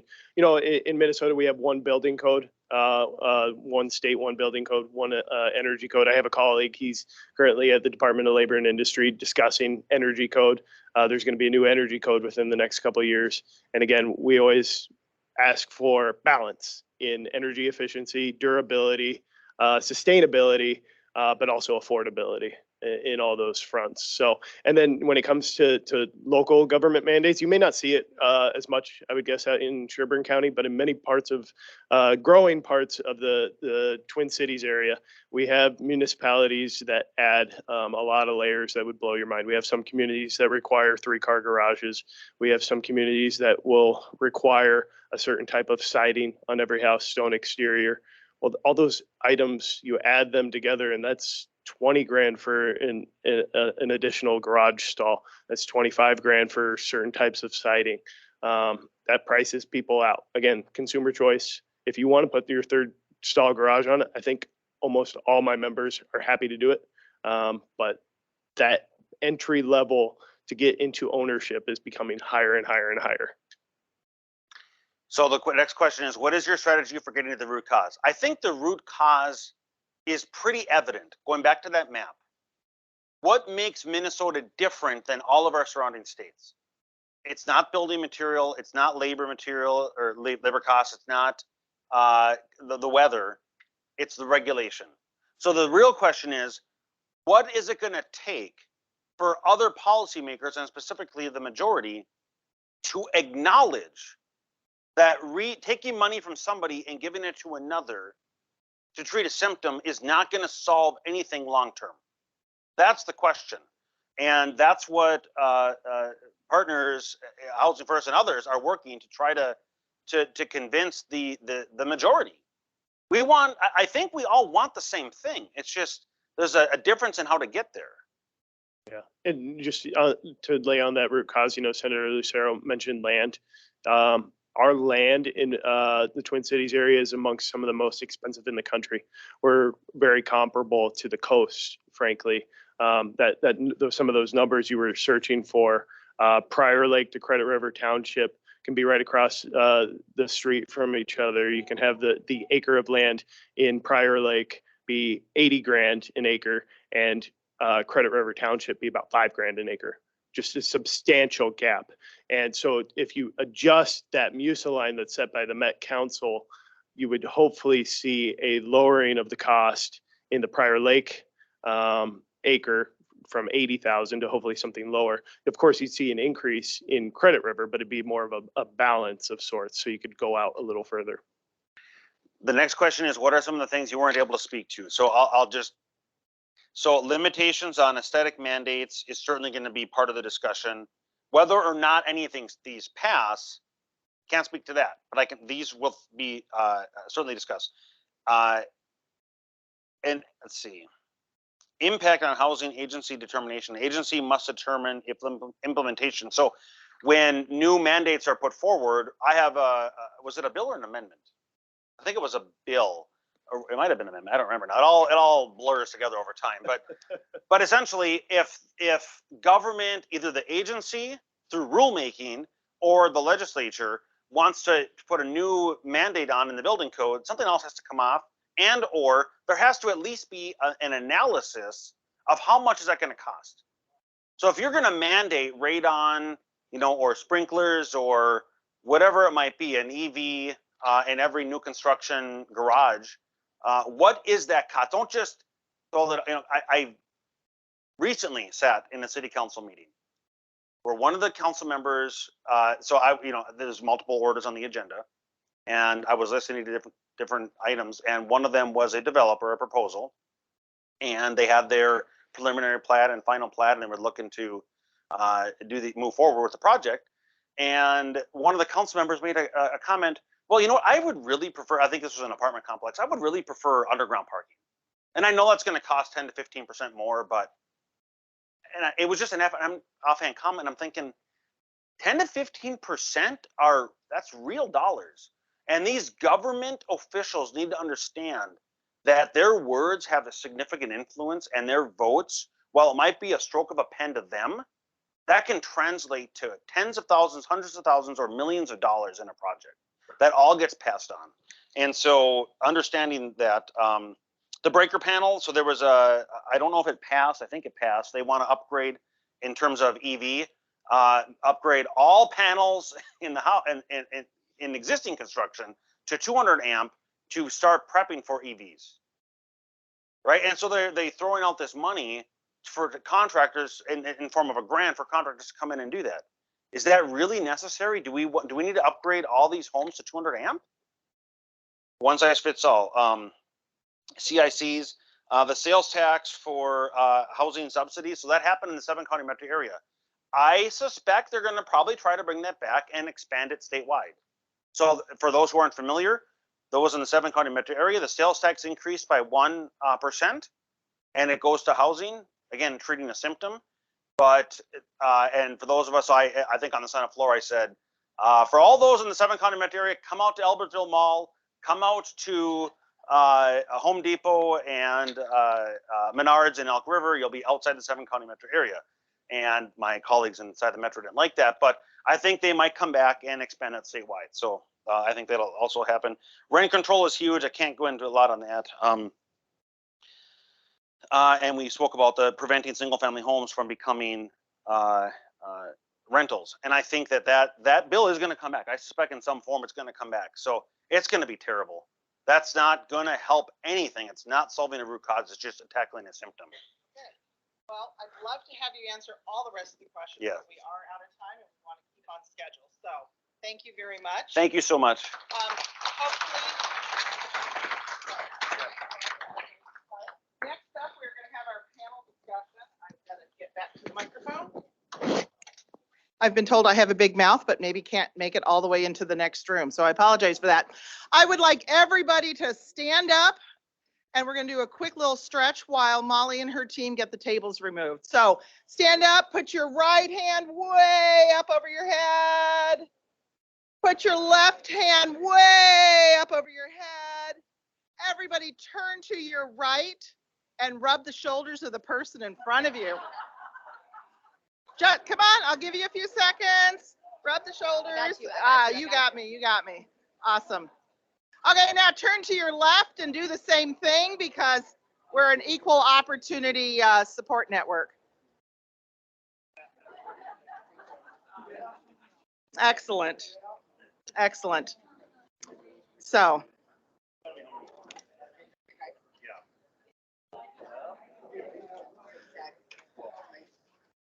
I don't have an opportunity here. I don't know. Here, Debbie, while they're stretching, let's get a picture. Okay, real quick. That one's gonna be all fancy. This is gonna be pop culture. All right.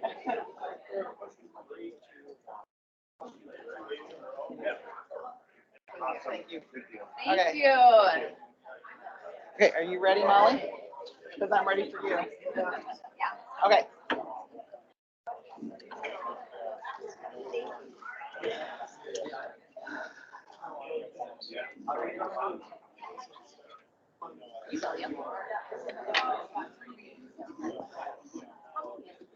Okay, the final section of our program today is the much awaited panel discussion.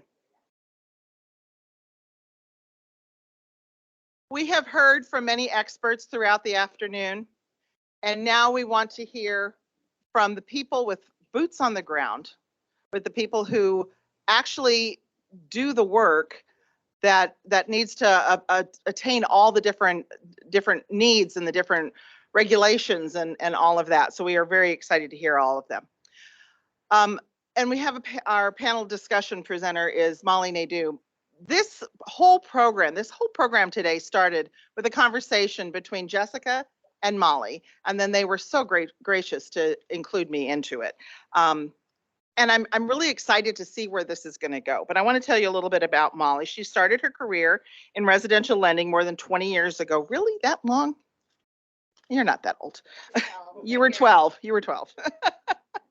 And in that time, she's developed excellent relationships with her team and other industry professionals, making a name for herself in the Elk River and greater Minneapolis area. Molly is known for never backing down from difficult tasks and being a proactive lender, all while making complex real estate lending transactions easy to understand. She believes her success is authored by the support of her team. The Molly Nadeau mortgage team strives to provide home mortgages better, faster, and smarter than any other lender. Molly, welcome to the podium, and thank you for leading our discussion.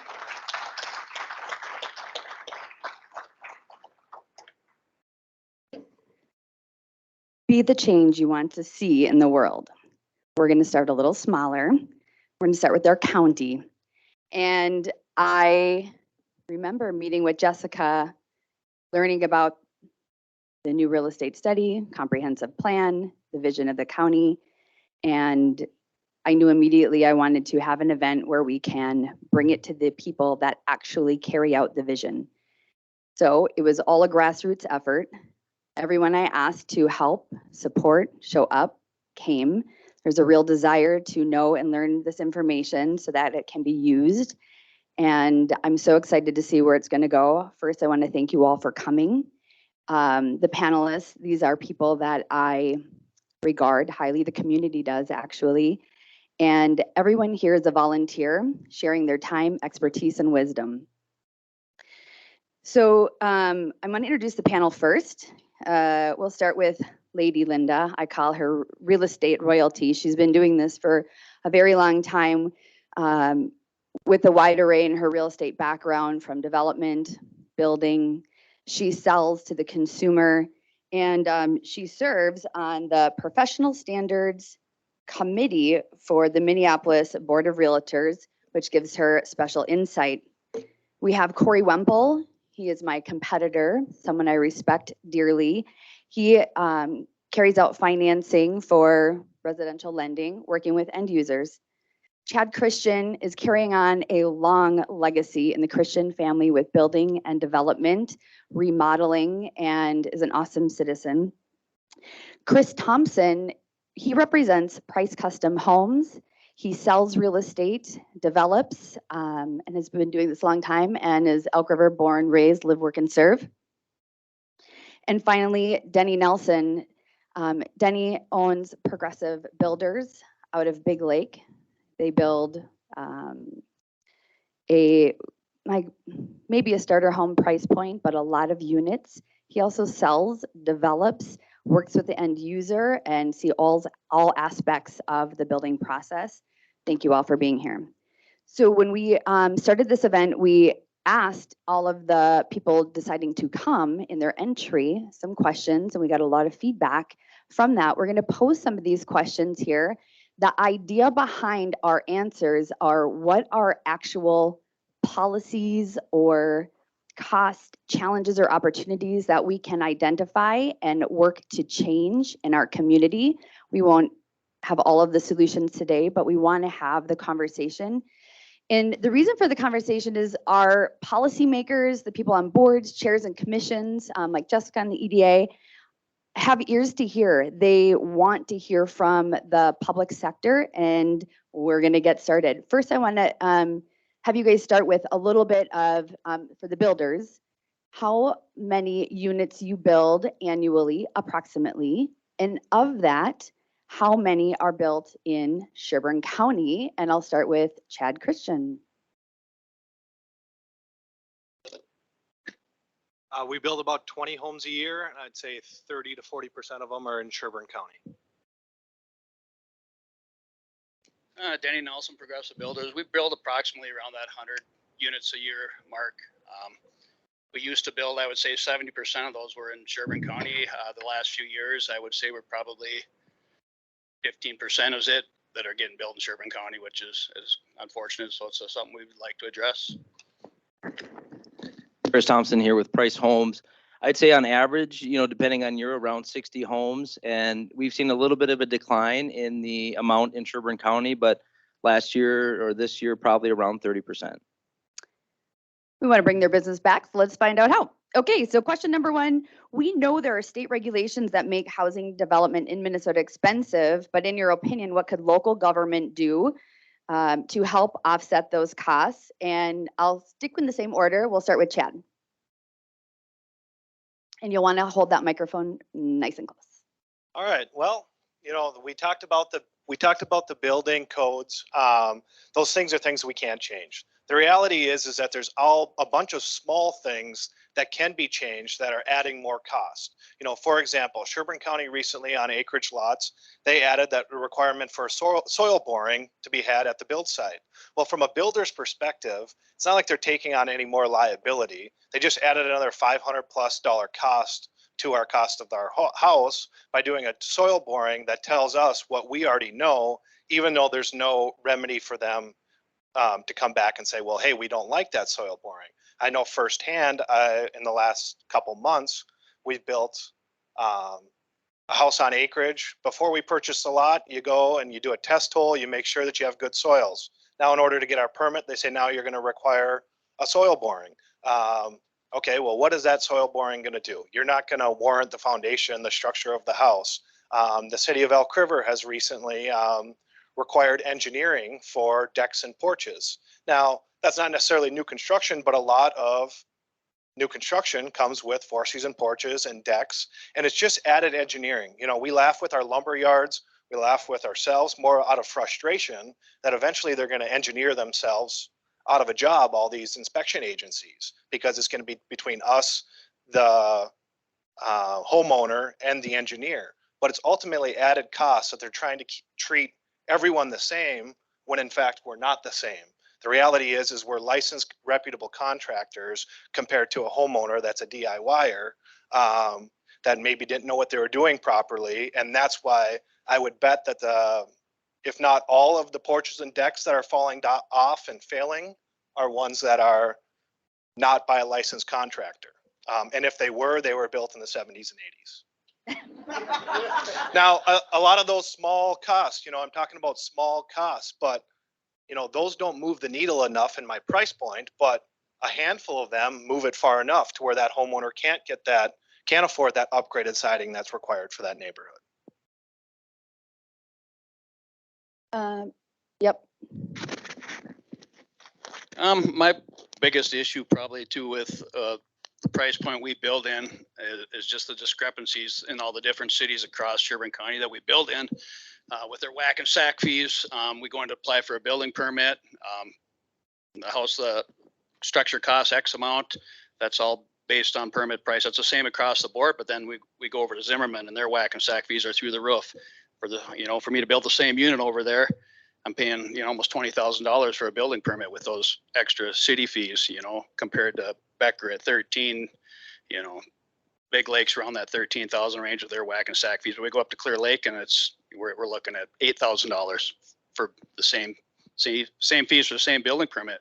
All that cost gets, on the end part of the sale adds up, and it gets to be such a discrepancy. It's frustrating on our part because it makes the affordability go down the window in some of those communities, and that's pushing us farther north. I'm doing more building now than ever up in smaller communities that aren't even in Sherburne County. We're up in Kimball and Cold Spring and Avon and all these outlying communities just because of price, and with rising interest rates now and affordability, we're finding places to go where we can find units where we can get it in that 300 mark and under, and it's keeping us busy. Without that, we'd be struggling, I think, more this year across the board in Sherburne County. So, Chris, you represent developments in Zimmerman, Elk River. Can you speak to some of the whack and sack and permitting costs? Yeah, just like Denny said, I think it's been spoke here that a lot of times we can build the exact same home in one city in Sherburne County and then go to another and build the exact same home, similar price point, everything, and have different permit fees. So when we're talking, I think I brought up the example of Huntington. We built a model home in there, and permit costs, like Denny said, in Zimmerman was upward of 20,000. We built that same house in Elk River, and we were almost about 12,000 for that same permit. So about an $8,000 difference in that same home. So considerable differences there. I think a big one that I heard today, kind of, and some of the new things going forward is lot size. So the 2.5 acre minimums, and trying to, develop some of the rural areas and trying to find maybe the niche that a lot of clientele and people looking at building new construction are looking for, maybe that acre lot. And being able to create a product of land that's less expensive, like they said today too, that has this high cost. We're one of the higher costs for land. So if we're talking 2.5 acres versus maybe an acre, that could bring cost down maybe 2.5 times for that land. So I think working together on that front could make huge differences in our price point. Linda, we didn't cover this specifically, but do you have anything to add in addition? And there is a separate microphone. Yeah, actually I do. Well, I've been a builder rep for over 30 years, and I'd say I've rep Benzinger Homes in the Elk River development up there. I actually live in there now myself. But I know, being as a builder rep and sitting in the models, and what I heard people coming to me and asking for, two things that were really important to a lot of people up there is they would like to see 1 acre lots, or at least half acre lots, because they want the space. They can't afford a 2.5 acre lot, but they could afford a 1 acre lot. It becomes more affordable.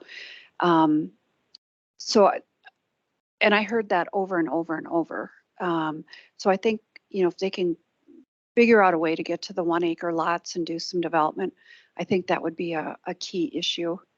The other restriction that I kept running up against, and I lost several clients over this, was the property taxes up there. We were consistently roughly around $1,000 more a year than Seago or Ramsey. You get into Wright County or Anoka, we were just consistently so much higher. And that's, close to $100 a month, $80, $90, $100 a month makes a big difference in your payment. So I lost quite a few transactions over the property taxes up there. We'll come back to taxes as well. Do you have something to add? Yeah, I just wanted to add with Linda, I would agree from that standpoint. I mean, we've built in that similar area and we've also had people, that's one of the main things that people talk is like, well, what's the tax base here? Well, you know, it's more than it is in Otsego. So now that kicks them back across the river. Now I can't say that all for Sherburne County, but I know from the city of Elk River. When I posed this question, Chad, one of the things you had mentioned was a timing element around permitting. And you had given examples of timelines to receive a permit to build in some municipalities and others that were doing a great job for speed. So can you share some examples? Yeah, the open-ended, you know, time is money. And if we can get on to the next job when we're ready, when we have crews ready, because the moment we lose our framers to another builder, we may not see them for a month, 2 months. The reality is, you know, sometimes the city of Otsego, I can get a permit turned around in 48 hours, you know, but they at least tell me within a week. Now, if I look across Sherburne County, whether it's municipalities or the counties, it varies. Sometimes you're pulling teeth within 3 weeks to get a building permit. Well, the homeowner was excited. Now we can't give them a date because we don't have answers.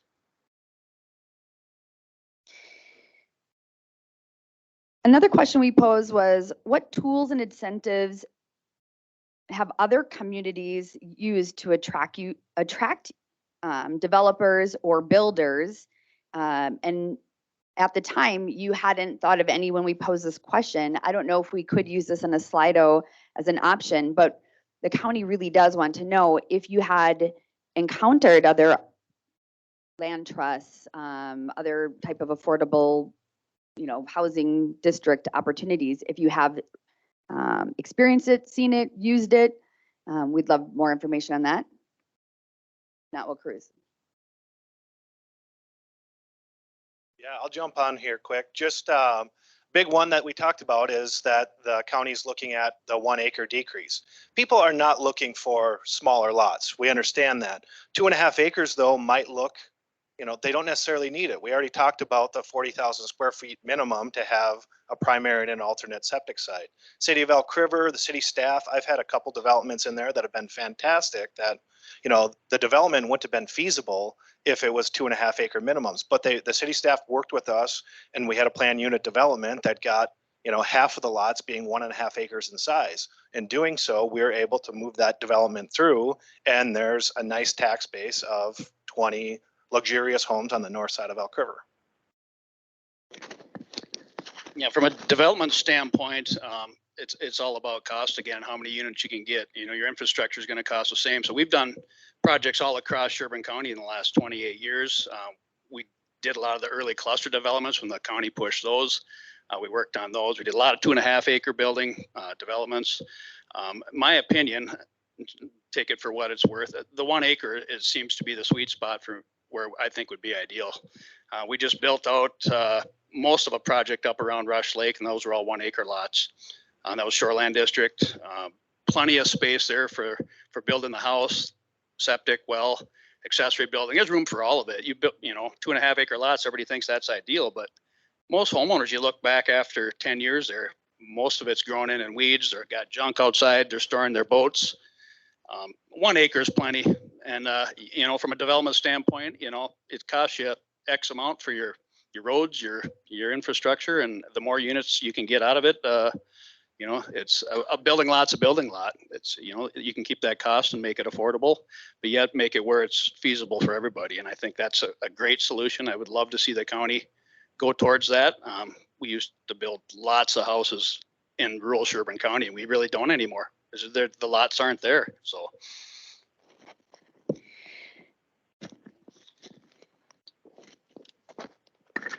Yeah, I don't think I have necessarily anything to add, but maybe just to expound on a little bit, that the cost of developing is, most people aren't developing because of the cost. So the land acquisition cost alone, let alone the cost to develop, let's say 2.5 acre lots. For example, if we look at, you know, a parcel of 20 acres and say, well, what's the cost to develop this?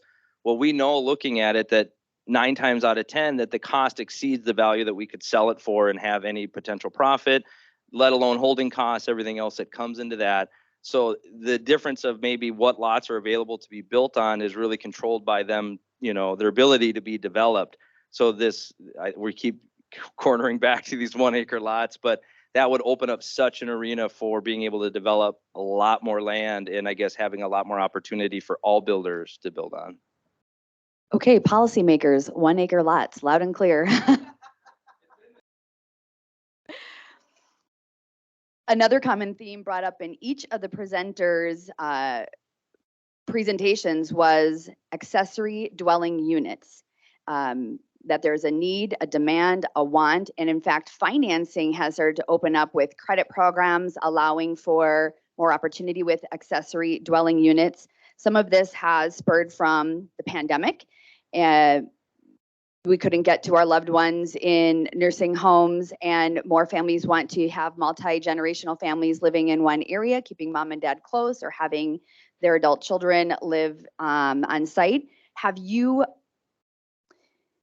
made any changes in your development or building plans to accommodate this desire? And if so, are there any challenges or restrictions in ordinances or zoning that's preventing that?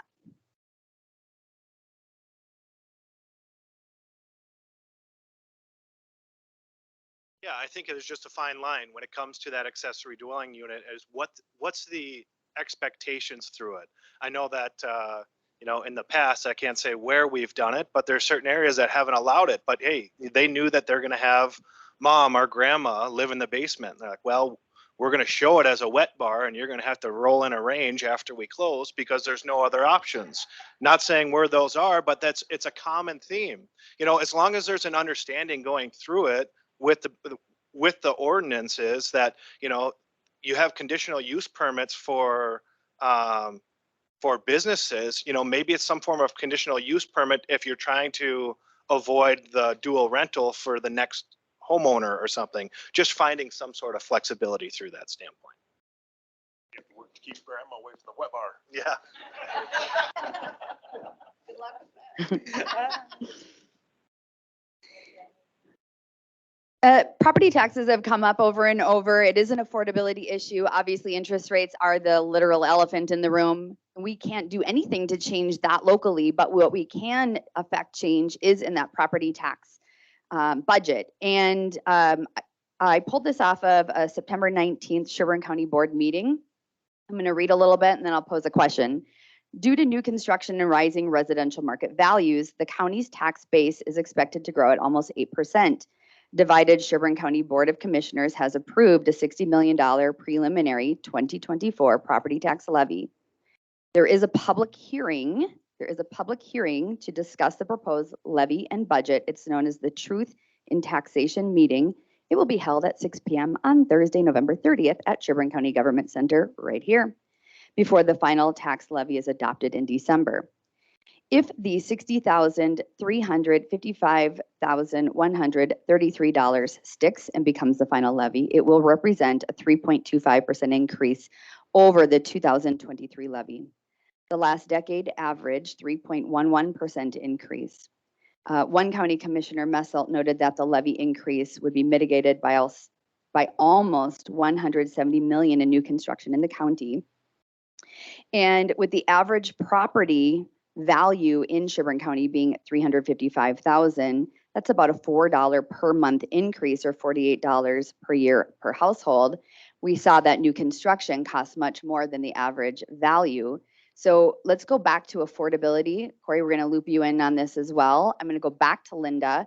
We'll start there. How does property tax impact the end buyer's decision to live in Sherburne County?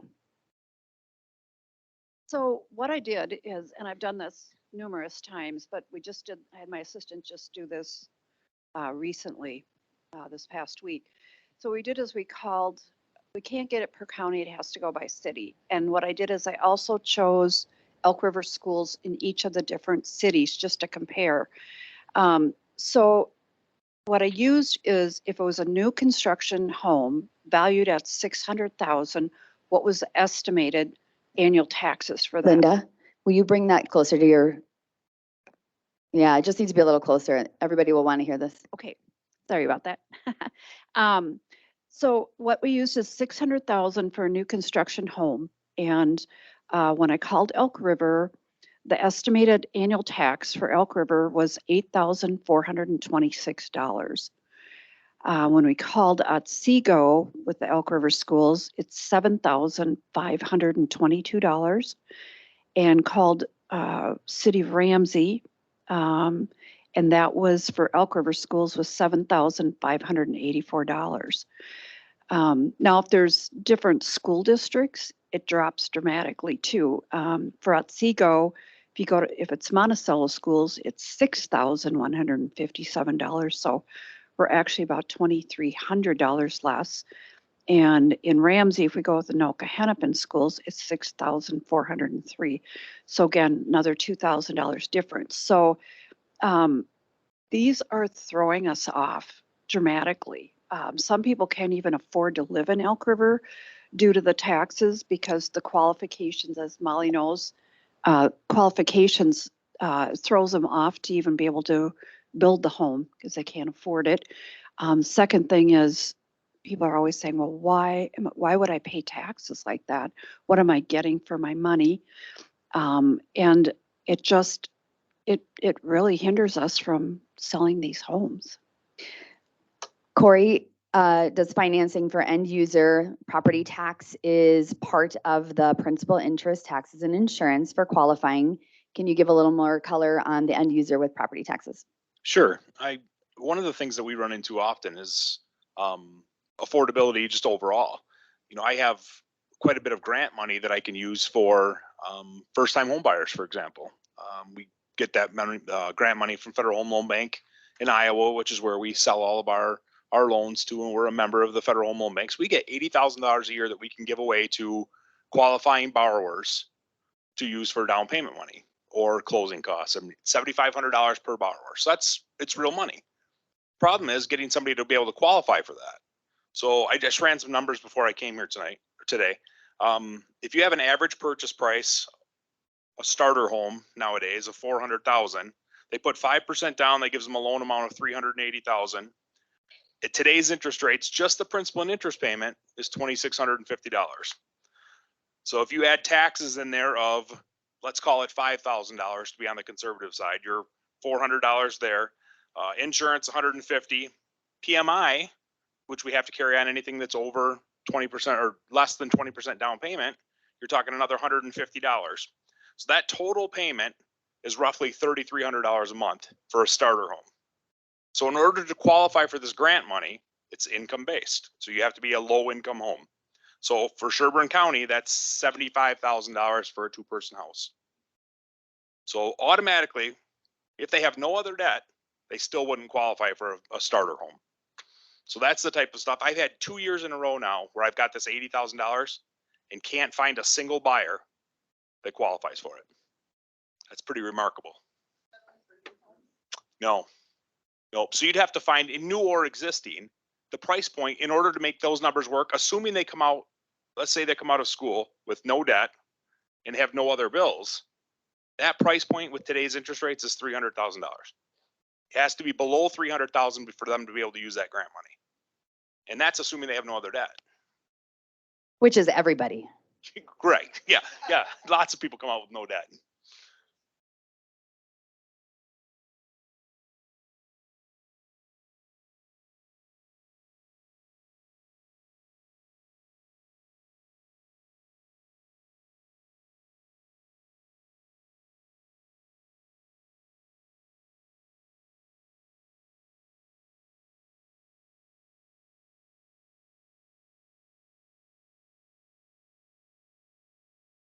Yeah.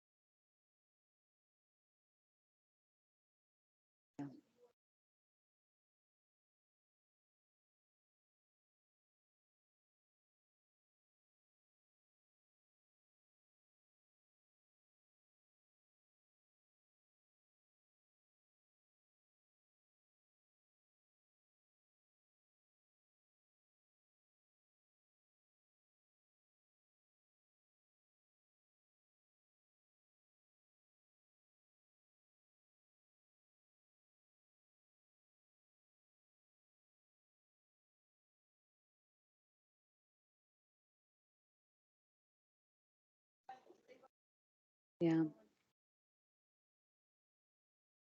Mary Lou, thank you. You touched on a very important part. And those are realities where insurance, interest rates, there are things that we cannot control, but where we can move the needle are on some local issues. They might be pennies and dollars and cents here, but it can be impactful over time. And even though hope seems a little dimmer and costs seem quite a bit higher, we have to use our brains, capitalist market, and find ways through to continue on and satisfy the demand for home ownership. Jessica. Yes, Miss Mary Lou has commented that homeowners insurance is another very big impact on affordability. The cost for homeowners insurance is at its highest level. Obviously, there are a lot of natural disasters, other things that are happening that compounds. And she had discovered that Minnesotans have the #1 highest claim rate, which also causes insurance you know, an issue that we're not going to be able to solve in this room, but it's something we have to contend with, and that's why we're in this room. All right, I have 2 more questions, and then we're going to wrap up. We'll probably have some engagement if you can, if you want to do some. Oh, perfect. So, new question for you, but infrastructure was something that had been an issue. We've all suffered through the 169 redesign, and it is glorious and it is open. And I do imagine it will provide new opportunity for commuters into Elk River, into Zimmerman, Livonia, and beyond.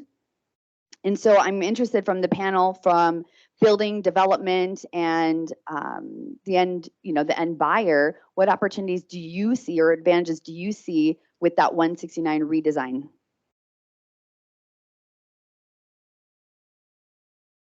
I think it's amazing. I'm very excited. I mean, from our price point standpoint, convenience to their favorite places, convenience to work, if they're working in the cities, all of that's going to be the places that they love to go to, whether it's Maple Grove or in the cities. They're a lot more attainable with it. I think it's going to be an absolute game changer. From our price point is at $750,000 to $1 million packages. And from that standpoint, if I had 10 1.5 or 1 acre lots in Rogers, I'd sell them this or in a weekend. And if I had 10 1 to 1.5 acre lots in Elk River in that price point, it'd probably take me a 1.5 years to sell those. Now, the reality is with that difference, with the 169 changes, I bet that's going to get to less than a year. So I think that's huge. I think we're going to find more people coming out. And if we can add some more jobs and some more of those amenities that people like, it's going to be an even greater success. I guess I ain't got a lot to say about 169. Most of our buildings going north now, so but I mean it's got to be a good thing. We still, you know, have built a lot of homes in these bedroom communities around here, and accessibility, getting in and out for people to work in the cities is definitely a good thing. So I just don't travel that way myself very much anymore, so avoid it.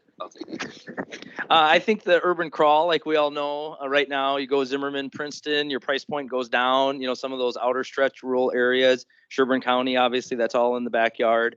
So, you know, at 169, maybe saving 10, 15 minutes to me is going to, you know, escalate the growth model that way and hopefully allow more development of cheaper land, better price points, and, you know, everybody's going to be able to commute maybe 15 minutes less than what it took them before to get to the cities. So I think it's going to bring huge growth in the next short term to even longer term, because places like Princeton are very popular too right now. So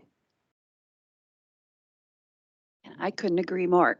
I think it's awesome, and I cannot wait for it to be, everybody realize it's going to be open, because that has been a big hindrance too, because I think just the ease of just being able to get through there, not be stopped, you know, stop and wait, it's huge. And we saw that kind of happen in Otsego too, when they opened it up to 4 lanes, you know, going both directions.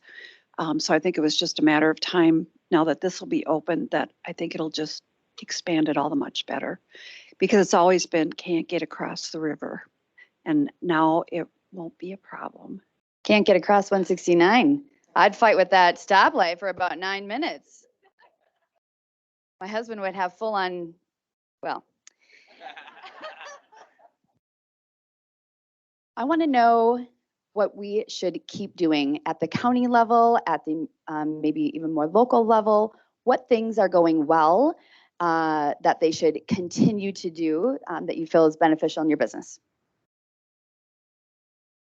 I'll start. I think like today was a big eye opener for me, probably was for a lot of you guys too, and seeing, you know, a little bit of presentation on this new economic plan, the 1 acre lots that they talked about and that they're, you know, driving for maybe a little bit, you know, more sustainable development. Some of the things that, you know, when Lucero was talking about the money that's available in housing, and I had put the question up there wasn't time, but I think for us to learn how to better access some of that money, even at a county level, a city level, and then builder developers and everybody else, the more we can work together to figure out how to use that, for sure is going to, you know, help the growth model a ton. Tal, would you be willing to come up here? Okay. While he's coming up, I'll answer a couple of these questions. Forecast for rental.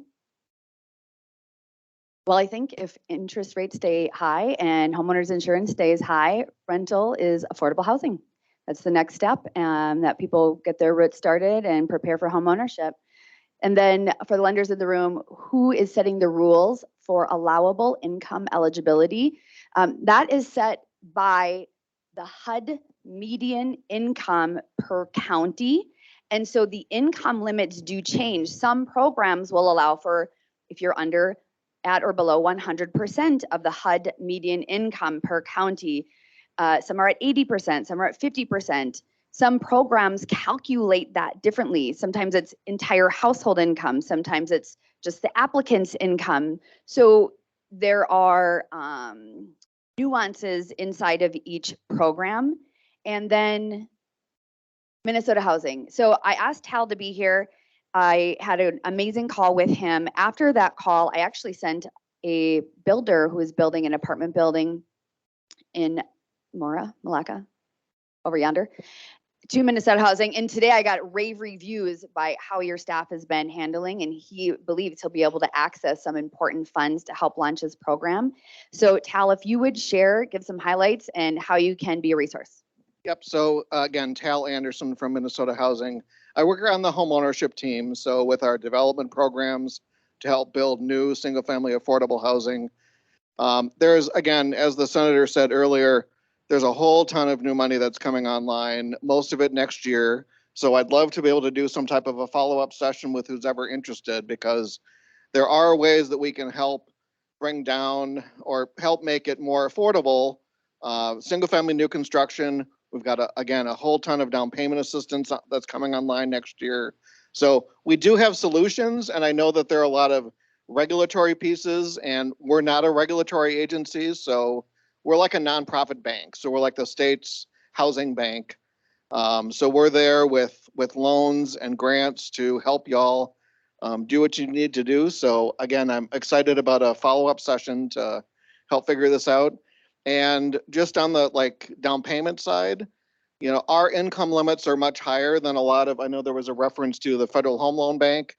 We can do down payment assistance where households can make almost $144,000. So that's pretty moderate income. I know it doesn't include everybody, but it's helping a lot of households, and excited to work with you moving forward. And Minnesota Housing does, I just want to really make this clear, it's not just end user money for a buyer. It could be builder, development. Yep. So the senator was talking about it a little bit. So we will work with developers, cities, counties. If you're wanting to build new owner occupied construction, we can help fill in the gap. If it costs more to build a home than it's going to be worth afterwards, we can help fill in that gap. We can also help fill in the gap between, if your borrowers can't afford that full sales price, we can do some pretty large down payment assistance loans. So really trying to bridge, again, realizing that it's sort of the policymakers that need to figure out some of the cost issues, but we want to figure out the dollars that we have available, how to fill in those gaps and help the dream of first-time homebuyer continue moving forward. Amazing. Okay. Unless we have any more questions, we could probably take one more question. By making this all more affordable for buyers with grants, aren't we just raising all of our taxes even more in the long run? Yes. Brett Cleveland.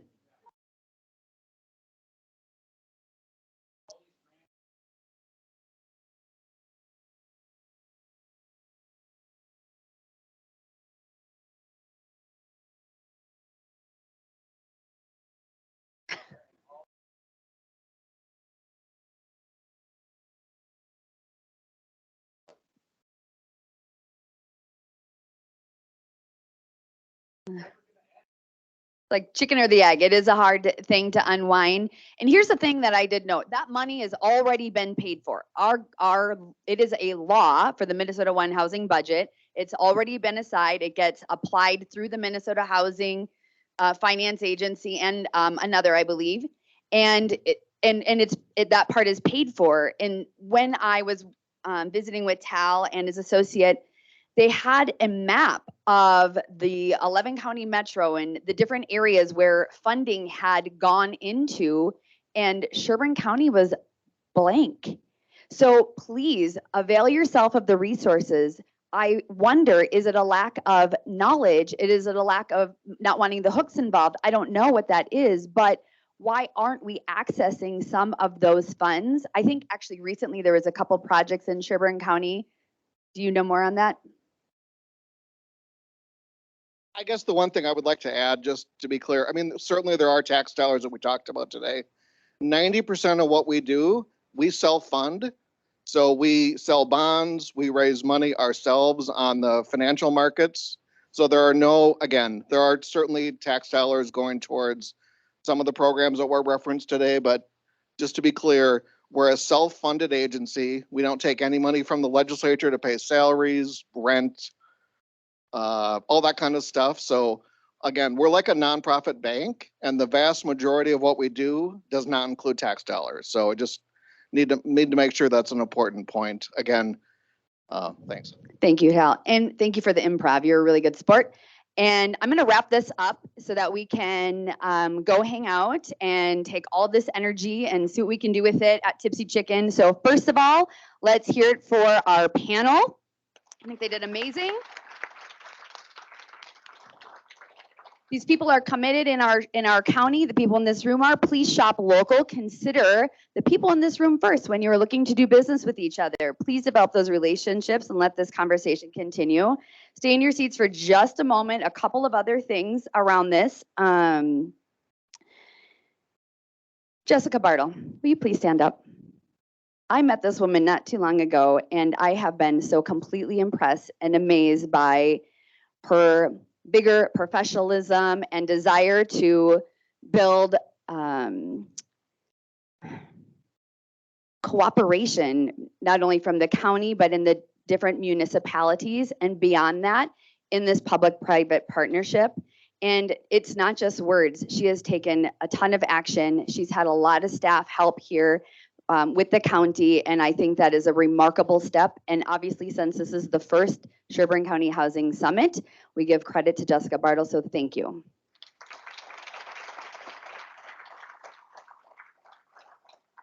The other volunteers, please stand up. There's a lot of people to thank that did this with either staff or volunteer. Lynn Bauer, Delmas Gill, my husband, Chad Peterson, my mom, Margot Nadeau, my sister, Stephanie Dippener, Chrissy Kent, all the county staff, Debbie Ryberg, Kenneth Schwacke, our young photographer, young and budding. If you need someone for professional photos, she graduated last year from Elk River, and this is her pro gig, and she's doing an amazing job.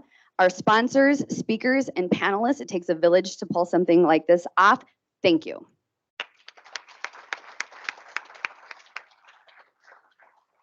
Okay. You have a packet with you, and there's some resources in there. One, we help put this on with my company. I'm going to have a shameless plug. We help people acquire real estate for their legacy, and beyond that, I like to help people protect that. Disinherit the IRS and move this real estate as a legacy to their family members. I do hold a real estate mastery workshop. I have the most excellent person that teaches this. If you already have wills, trusts, or estate planning in place, it's still a really good thing to come into this room. When you buy and sell real estate multiple times, it can move some of those assets outside of that purview. Please come. I'm putting it on for you. It's a free event, and I can tell you it is so worth it. Your family will thank you. In addition, there is a survey. It was loose leaf put in your packet. We want your candid feedback. If we do future events, you will be the first on the list, and we want to know room temperature, time, location, speakers. What do you want? That's what we want to deliver. Good, bad, and the ugly. We'll take it all. We want your feedback. And then all the slide deck will be available at the county EDA website, and Debbie has already posted the live link at the chamber. It'll be there probably within the next week. So for the material, you will be able to go and access yourself. Just check back on the websites for that, and you can work that into your new business plans as you're changing your development and planning. And then let's see, on your way out. So this is a taxpayer-funded room for the county. Let's leave it the way we found it. If you could, please take your stuff, any of your trash, and put that in the receptacles on the way out. The team that's staying back to volunteer will greatly appreciate it. And finally, your lanyard or name tag. This is your free drink ticket when we head over to Tipsy Chicken to continue on this conversation. When you walk in the door, this is how you'll get a drink ticket. That is a gift of Tipsy Chicken. They're so excited to have you and share their space with you. There will be some light appetizers as well, but feel free to spend piles of additional money there, please. And what else? The surveys, there's bins on either table on your way out the door, or you can hand them to some of our volunteers. We do want those back. And I know real estate is challenging. I talk to agents, builders, clients all the time, and I can feel the despair and frustration all the time. And there is opportunity in every market. It's not a down market, it is the market, and there is opportunity in this market. Find a way through. Be a leader. Your clients want leadership in this market. Avail yourself of all of these resources. Be equipped and help them make informed and wise and powerful decisions with their real estate purchases. They need leadership now more than ever, and you are just the person to do that. I can tell because you're in this room. So shine your light, and thank you for coming.